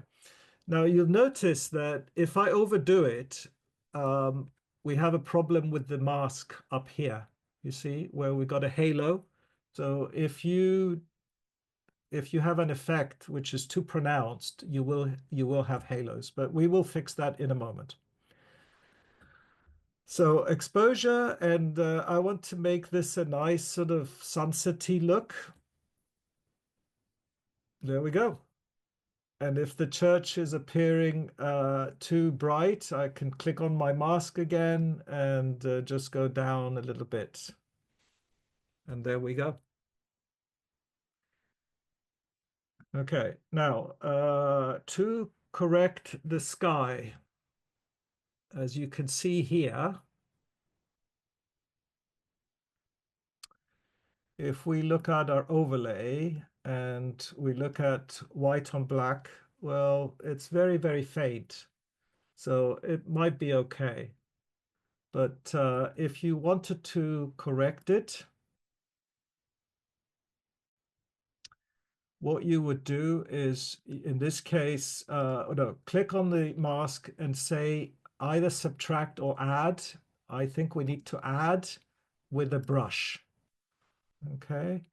And you see, you can just about see it there. It's very, very faint. So what you do, auto mask, okay, that should be okay. And then you just basically go over and you just basically smooth that mask over. Do it the same here to fix it.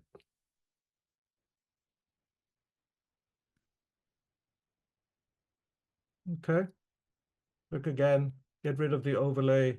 And the real test will be when you do this. And now you can see it's a lot better because so little corrections like that can be easily done with the brush tool.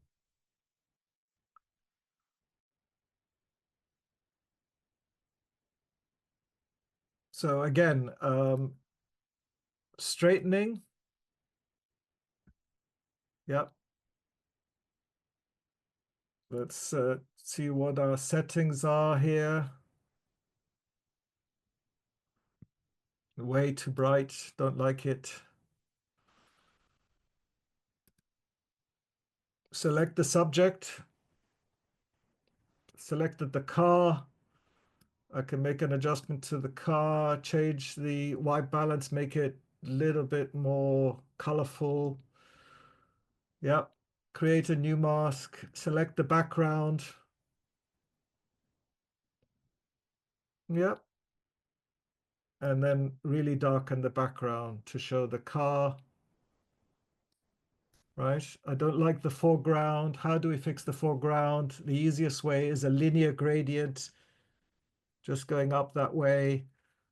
We want to darken, and by moving my gradient, I can decide where I want that to be. But I like the fact that there's a highlight under the car there, so maybe somewhere there.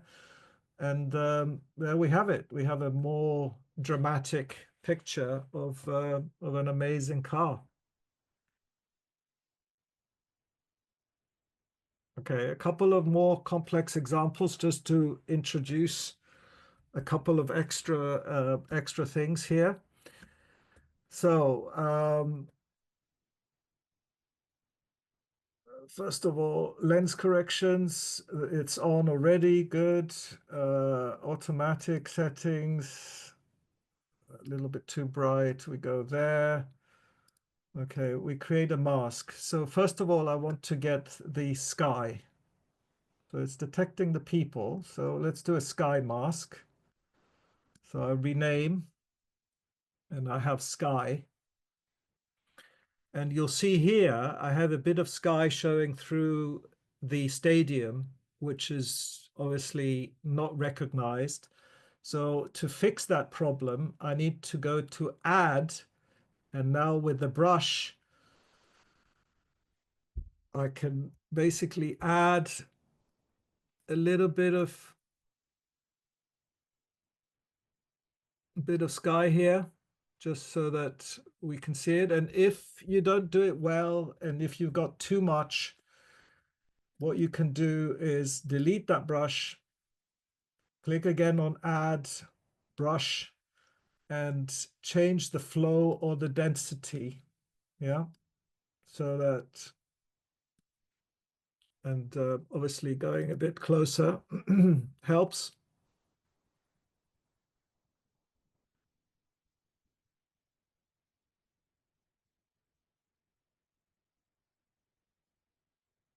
So I'm not going to do this well because I don't have a lot of time. So I'm just going to do an overall here just to show you. But we do have a bit of the structure of the stadium showing there, but it doesn't matter. Doesn't matter. Just so that you can get the idea of how the masks actually work and how you can add and remove to the masks.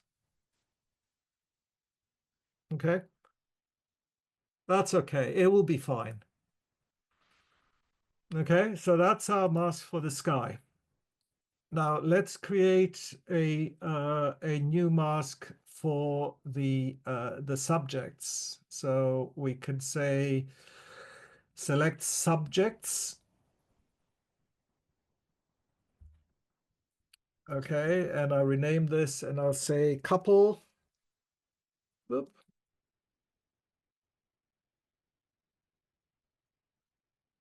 And now I have control over them. And I have my beautiful sky, which I can make a bit darker, right? Make a bit darker and a little bit more romantic. And obviously I can change the tint as well and the color of the sky using this particular tool. Okay, so we've got the couple and we've got the sky. So what we can do now is I can create a duplicate and invert mask. So this mask now has everything and the couple, right? But I don't want the couple because I want to change the background independently of the couple. So what we do now is we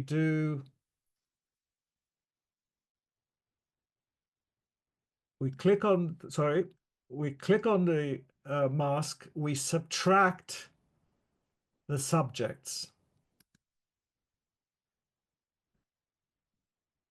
Okay. So this is now the background. I'll just call it back for speed.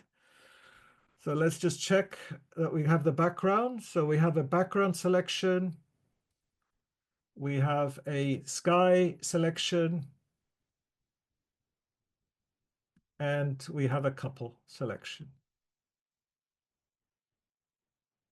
Okay. And that's how it works. That's how you have to think a little bit. And in the beginning, I think you'll may find it a little bit hard to decide what you're going to do because there's so many options. But if you think logically, what comes out of what you can add, what you can subtract, you can get amazing results. Okay, a couple of more examples.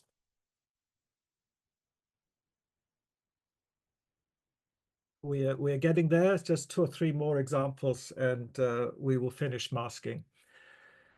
Now, on this one, if we do sky, it will do a good job, but it won't select everything. You see, we've got problems sort of here. Yeah, because we've got the trees. So we have another tool, which is luminance range.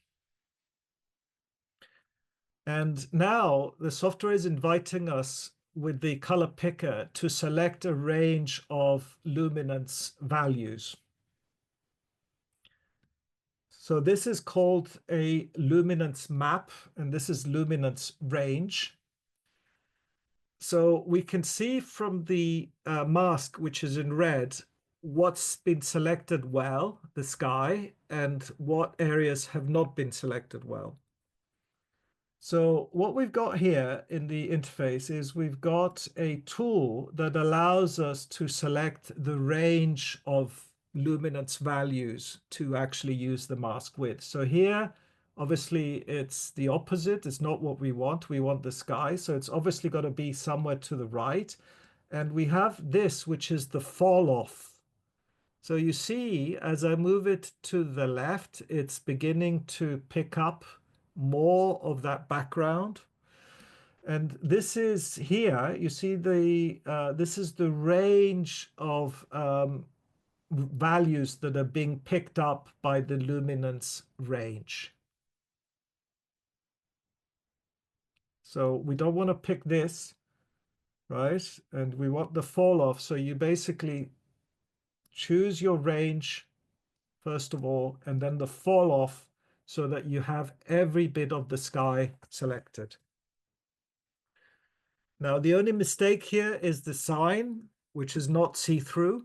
So here, again, what you would do is you would subtract either objects or brush, but I'll do objects for speed, and I'll just say subtract the sign. And here it is. It subtracted the sign without me even having to do a brush. Okay. So now I have control over the sky. And again, I can change my exposure of the sky. Don't want to overdo it because obviously you'll have problems with the branches, but we can adjust the sky and we can change can make it into blue sky, or we can make it into a brown sky because we've got selection over the sky.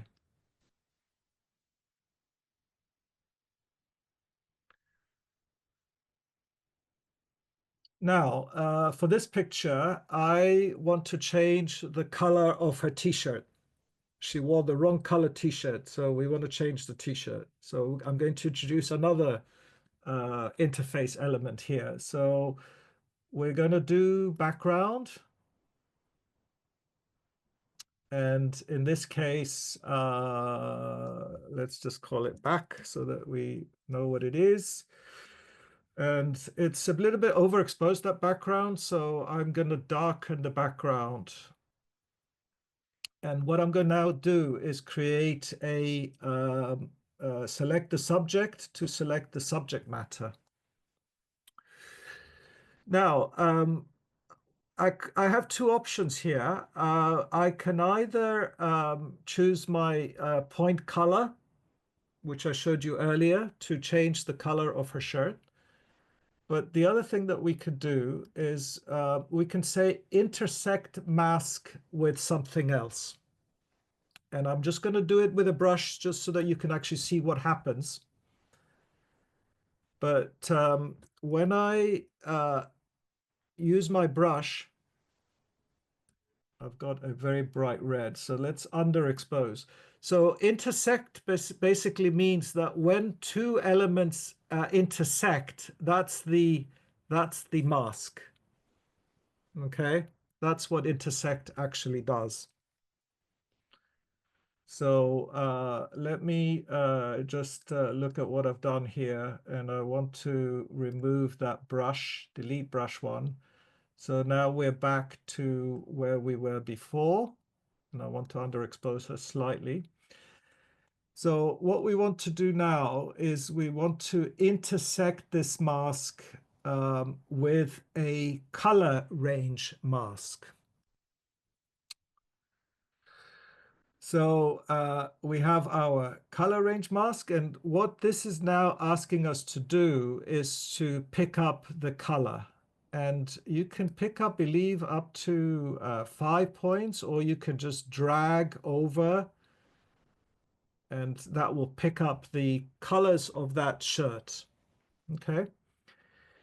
And if we go to refine, this indicates the range of colors that we have. So we can't really see it very well. And obviously having a red overlay doesn't help because ideally we want a different color for this one. But if I go to white on black, I'll be able to see what I've selected. And because the face has that color in it, so basically what we can do is let's go back to here, and we select the color overlay. Now we can adjust our range of colors just to pick up the shirt. Yeah. And you can incidentally add more to the color range by clicking on the Shift key, right? And clicking on individual reds within her shirt. Okay.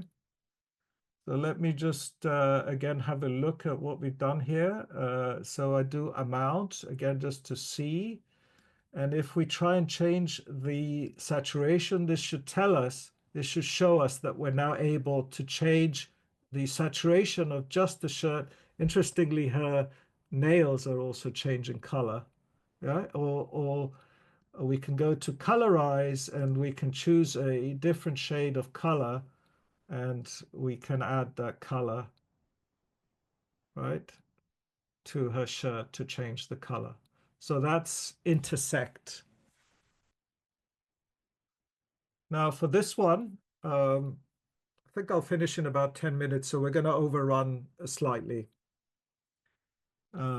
So this one will do a sky.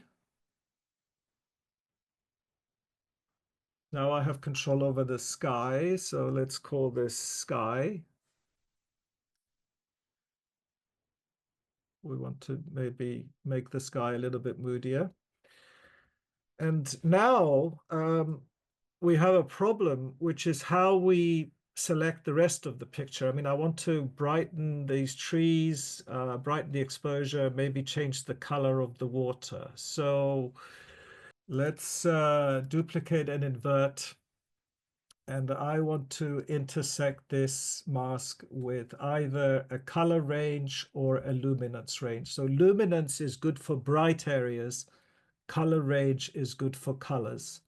So what we're going to do is we're going to select those colors. And what we can do here, again with refine, is by refining the range of colors that we've chosen, it's basically deselected the water, okay, just by using the refine. Now, unfortunately, again, it's not because these are darker areas and these are similar to these values. So this is now our landscape, if you like, and now I can increase the exposure in that part of the landscape. And now to add an additional mask, I would add a linear gradient.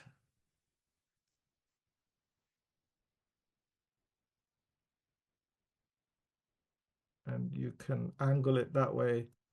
You can add an additional gradient, and this will determine the darkness of the water. Okay. And if you want to colorize the water, just basically change the color temperature. Okay. And as a final item, we want to unlock the lock and crop the image to something like this. And maybe add a vignette. Okay. And even after you've done all of the masks, okay, you can still go over this and change the exposure and any of these values if you want to have an overall change over the picture. Okay. Okay, three more things to go. This one is a colorize example, and all we need to do to colorize is we could convert this to black and white if we wanted to, but what we can do is just create the mask, select the brush, select the color that we want, the amount of flow and density, and the size of the brush, and then if we just paint over, we can colorize elements just by painting over them like that. So if you do a higher flow and a higher density, it's going to be a darker result. So a lot of people don't know that this is possible in Lightroom, but yes, you can colorize, you can color things, and you can color black and white. In this case, this is quite monochromatic, so you can color images. And obviously I can choose a different color and I can do the remainder with a completely separate color. And let's show you this as well. So we've been through objects, brush, linear gradients. We haven't done any radial gradients. I'll do an example in a moment. This is called a depth range, and this happens with your iPhone. If you take a picture with an iPhone or possibly some Android phones where they have a special sensor that reads the distance information. It has a sort of laser that reads the distance, and if we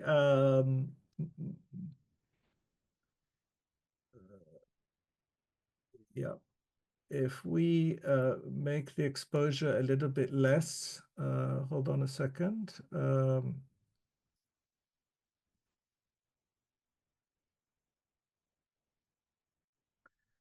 Yeah, so if I show you the depth map, if we click on the depth map, you can see when I'm moving the selection area, it starts from the front and moves to the back and then moves to the rear.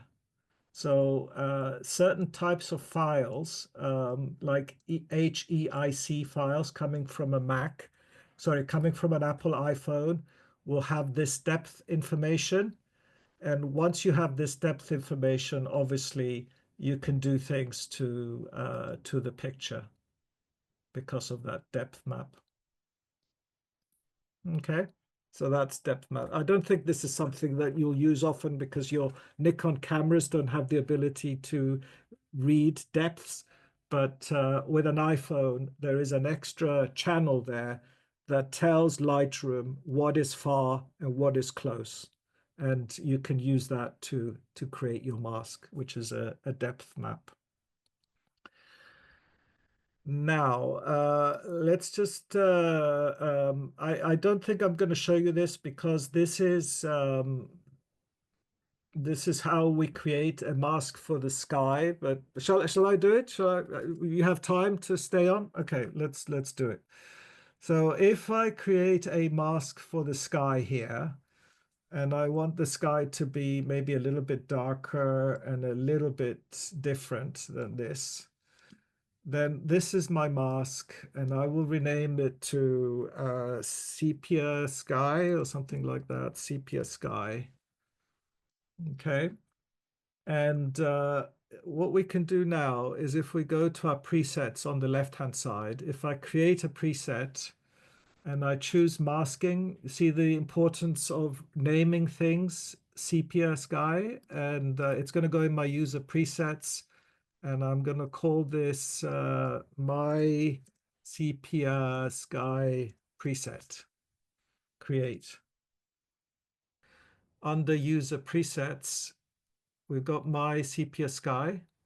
So now it's going to automatically apply this just to the sky of this picture, and we can adjust the level of sky adjustment, if you like, with this slider. So the same with this picture. I select my sepia sky preset. You see, I had to do a bit of calculation there. And again, it's working out the mask automatically because what we've just created here is an adaptive preset. Okay. And I just want to show you one other thing that you can do with masks because you can do all sorts of things with masks. We didn't do radial gradients. So a radial gradient is like the linear gradient, but it's a circular one. And this is something that you'd probably would use maybe quite often because if you want to highlight certain parts of your picture, so if you want to brighten, remember in the darkroom you used to do dodge and burn. So this basically highlights a part of your picture. So you can brighten a part of your picture, you can darken a part of your picture with a radial curve. And what you can also do, I'm just going to make this a little bit smaller, and I want to make it rotate.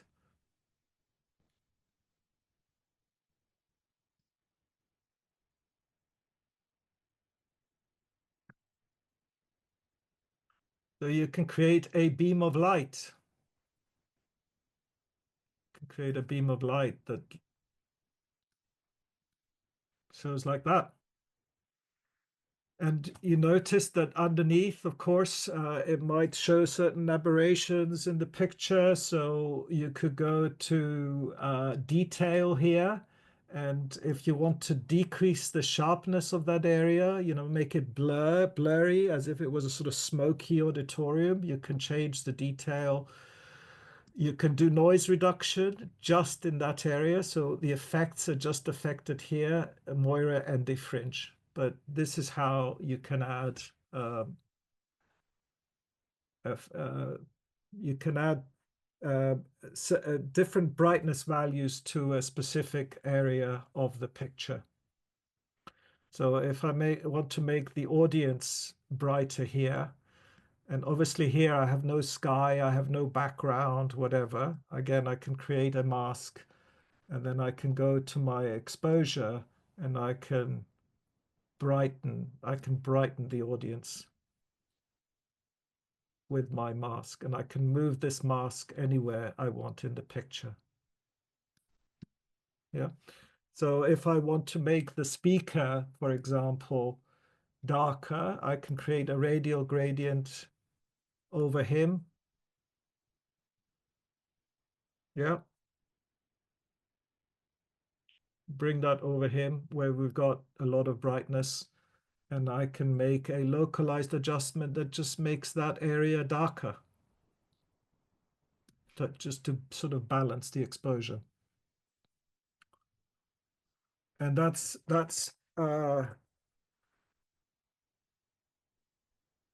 another useful element. So that covers all that I wanted to show you with masks. And let's do two more things, okay? Are you okay for time? Sorry, I've overrun, but I had no idea how long this would take. But I just want to show you just really we've done everything except HDR. So let's just do HDR because that was part of our plan. So I'm in the um, yeah, okay. So what is HDR? So HDR is basically high dynamic range, and to capture something in HDR, ideally we want to put the camera on a tripod and we want to capture a range of values because we've got so much the values of brightness are so great, the dynamic range is that our camera cannot possibly capture it. So ideally you want to change the shutter speed and not the aperture because the aperture would change the depth of field. So these were shot on a tripod, changing the shutter speed. So there are 5 pictures, dark to bright. And what we do is we do photo merge HDR, and we have this preview. We don't need to do auto align because we shot this on a tripod, and we use auto settings. And ghosting is if there's movement in the picture, so there's a mismatch, it would appear as a ghost. And we have deghosting for low, medium, or high, but it doesn't apply here because the picture is all the same. So we click on merge,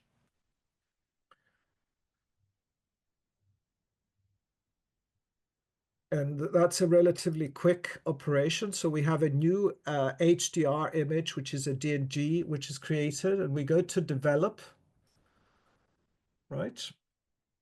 And if we go up here, you'll see that HDR is automatically selected. Yeah. Now, the only difference with HDR editing, you've got to remember something that most people don't have HDR monitors.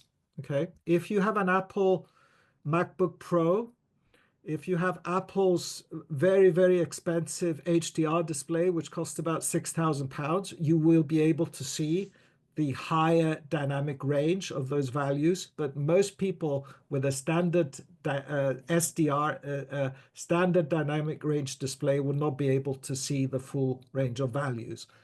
But that doesn't mean that you can't edit those values. And what we have here, the big difference is that before we had a range of, I think it was -5 to +5. With HDR, we have a range of brightness values of 10, +10 to -10. So it's a huge variation. And because you got so much dynamic range data, right, you got much more leeway for highlights and you got much more leeway for shadows. You just have a much larger range to work with. And the important thing to notice here is that because I am working in HDR mode, my histogram now shows SDR and HDR. So the values that are in red here are the values that are there, but my monitor cannot display them, right?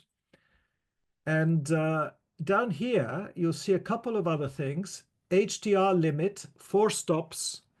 We can set an HDR limit of, and these segments here are the stops. So that's 1, 2, 3, 4.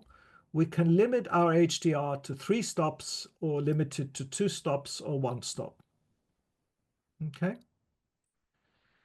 Now we have a visualize HDR, and what this does is it colorizes the picture just to show you where those values are. So where we have this very bright sky, it's the blue, which is it's a +1 exposure value beyond our monitor. And the darker shades that are appearing around the sun are +2, +3, +4. Okay, because the sun has just got so much brightness. Okay. And the other thing that we have is we have a preview for SDR display. So if we want to preview, if we were to save this file, we were to send it to somebody, how would it look on a standard dynamic range display? We have this, and this shows you that this is now in HDR mode, but this is in SDR mode. Okay. Now, obviously, you've got a problem with this because some browsers like Chrome support certain types of HDR, but there's not a lot of things that you can do with an HDR picture at the moment. But what I can tell you is what I've been playing with is that Instagram and Threads support HDR, and it's possible for me to save this picture into a special format which basically allows it to be displayed on Instagram in HDR. Okay. And the way we would do this is, well, first of all, make sure that you have data, yeah, which is,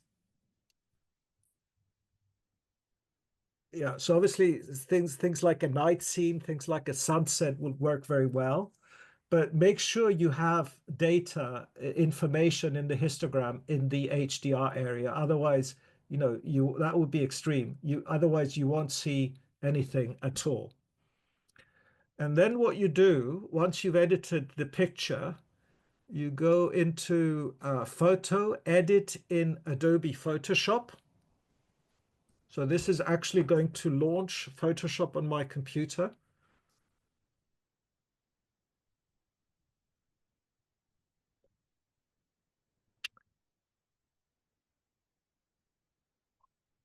And I have a plugin which is by a photographer called Greg Benz, which I purchased, relatively inexpensive. It costs about £20. And this is the plugin that you see. This is what it's telling me now. It's actually evaluating the picture. So the plugin is invoked by Plugins Web Sharp Pro. And this just shows up here. And when I click on the preset, it's asking me what do you want me to do? So in this case, I want an Instagram post. Okay. And under settings, all we need to do is choose JPEG, and we want HDR output. This is an option which adds SDR and HDR labels to the image. Yep. And we choose the location of the output, and then we just say done, and then just click on sharpen. Click on sharpen, and basically it does its calculations, and it's very, very quick, and it saves the file, and it creates something called a tone map, which is something that you may see in the future, because none of this has been kind of finalized, and there's no profiles yet for HDR. But if you have a device like an iPhone, like an iPad, or a MacBook Pro, which has an HDR display, you will see an amazing difference between the HDR version and the SDR version. So the information is there, but if you don't have an HDR capable display, you will not see anything. You will not see the difference. So what I'm going to show you just very quickly, I'm not going to run Instagrammer here because this is SDR, so you're not going to see anything. Let me just move that out of the way. But we have a version of the image that's been saved, and the only thing I can show you is when we go to, this is an application by Adobe called Gain Map Demo App, Gain Map. What it's showing us is the different versions. So this is the SDR, HDR. So this is the base image, the base and gain map. And we have something called a gain map, which is embedded in the file. So the clever thing is that the base version is embedded, the gain map is embedded, and the gain map enables the software which is HDR capable to display the HDR version. Okay, so if you want to play with HDR, this is the only thing that you can really do at the moment. Save images in HDR and uh, post them on Instagram and Threads, because those are HDR compatible and they will display. But you have to use this particular plugin because the normal JPEGs that come out of Lightroom and Photoshop don't include this game map, and it won't work. And Instagram has to have a specially encoded file. So this is basically what this plugin that I showed you in Photoshop, Web Sharp Pro. This is what it does. Okay, so that's a short demo. That's what you can do in HDR, basically. You can edit in HDR, you can save in SDR. There are HDR formats that are available within Lightroom when you export, but none of them will work with most things out there at the moment because this has not been standardized. And obviously, most of us don't have HDR monitors yet because they are very, very expensive. But those HDR monitors have high brightness of 1,000 nits or higher, and they will be able to display all of this. Okay, I promise you, final thing, but this is like an extra. This is a bonus, a kind of extra feature, if you like. So let me close presets and uh, let's show you this. So we're going to have a bit of fun, and this is not a feature that's actually available in Lightroom yet. I hope that it will be.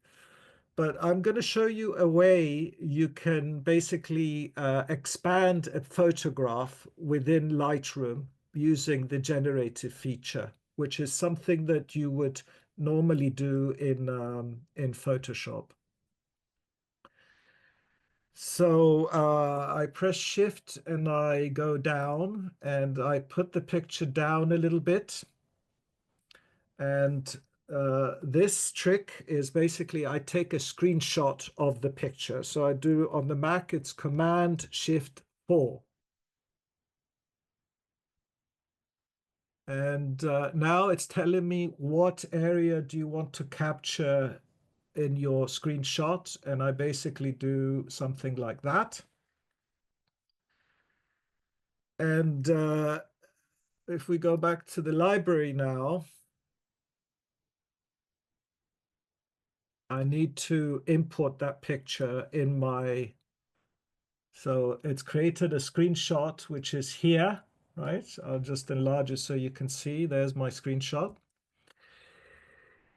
And what I need to do is I need to go to my pictures folder and go to my masking tools demo and just put it in there.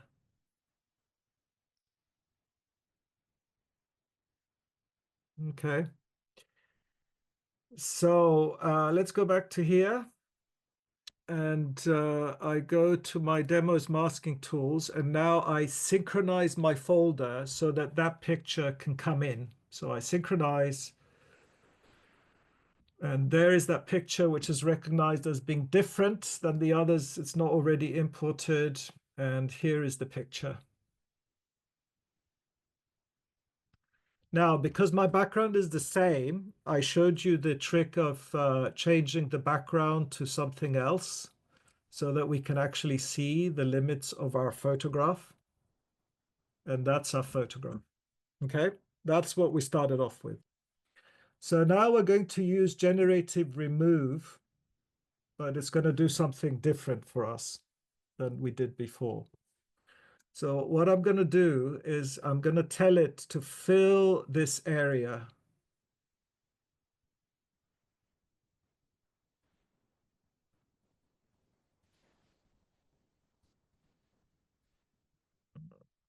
Bigger brush would have helped. But anyway, I'm going to do this very quickly. So I'm just filling that area and telling Lightroom to fill that area with something. And yes, it's actually remove that we're doing. So I have to say, I don't know what it will do at all. It's totally out of my control, and we may like it, we may not like it at all, but look at what it's done. It's basically generated an imaginary photograph out of my photograph. It's filled in the edges. It's imagined what Santorini is like. I think it's done a very good job. And we can have a look at the variations and we can choose which one we think is the most realistic and we can go for it. But I have to say, I am totally amazed by what is possible with generative AI. It's just absolutely incredible. Okay.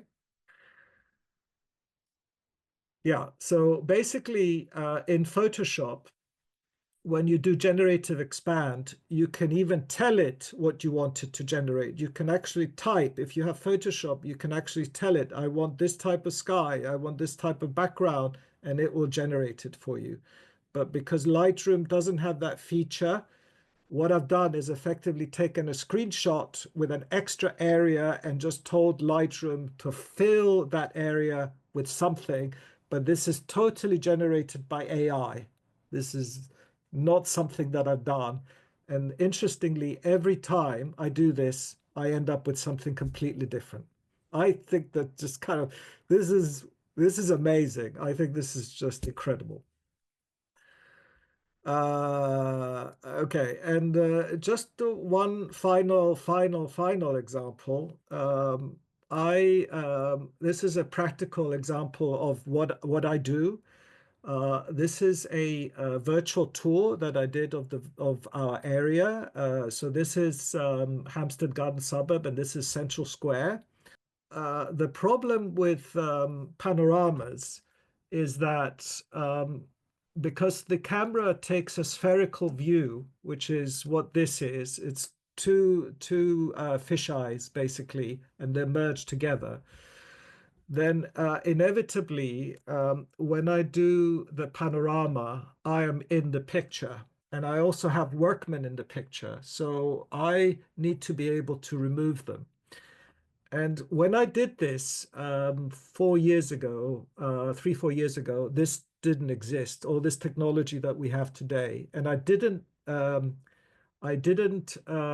process the pictures because they would have taken me ages. So imagine in Photoshop fixing this and matching the background and matching the planks and the scaffolding. It would have taken, 2 hours to do remove him and remove me.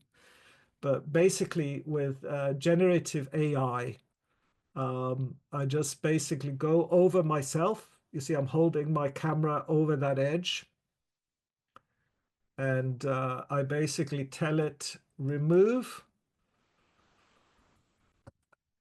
and again, this completely astounds me because it's able to work out what the background would have looked like if I wasn't there, and the planks and the scaffolding, and it gives me three different options of three different possibilities, and all of them are good. It's just amazing to have this capability and an amazing time saver. So I would go and remove the workmen as well because I don't want the workmen to show. And just to show you what actually happens in the virtual tour. So if I go to a tour, so that this may be slightly jerky on your screens, but basically we can navigate around, and this is all done with photographs. So this is just photographs that are basically merged together into what are called panoramas. And this kind of emulates how you would be able to walk around this building. And now we're going to go to the top. So we're going to look up on the scaffolding and we're going to go to the top, and I'm going to show you those panoramas. So this is how they look. This is how they look. And I was in there somewhere and holding my camera and my tripod. But because of this amazing generative AI, I'm able to remove myself from the picture, and we can look down with the camera as we would in real life. I hope this doesn't give you vertigo, but it certainly gave me vertigo when I was doing it. But this is the picture that you can see, and I zoom out, and you can see right to the sky of this very, very tall building, and I'm not there, and neither are the workmen. So this is an example, and I wanted to share this with you because all of the techniques that I showed you, I start off with taking the pictures, then I denoise, then there's various stitching things that are being done, exposure correction, all of those things, removing the tripod, removing the camera, removing the people, and finally it's merge together all the pictures into a virtual tour. So this is a very good example of all of the technologies that I've showed you.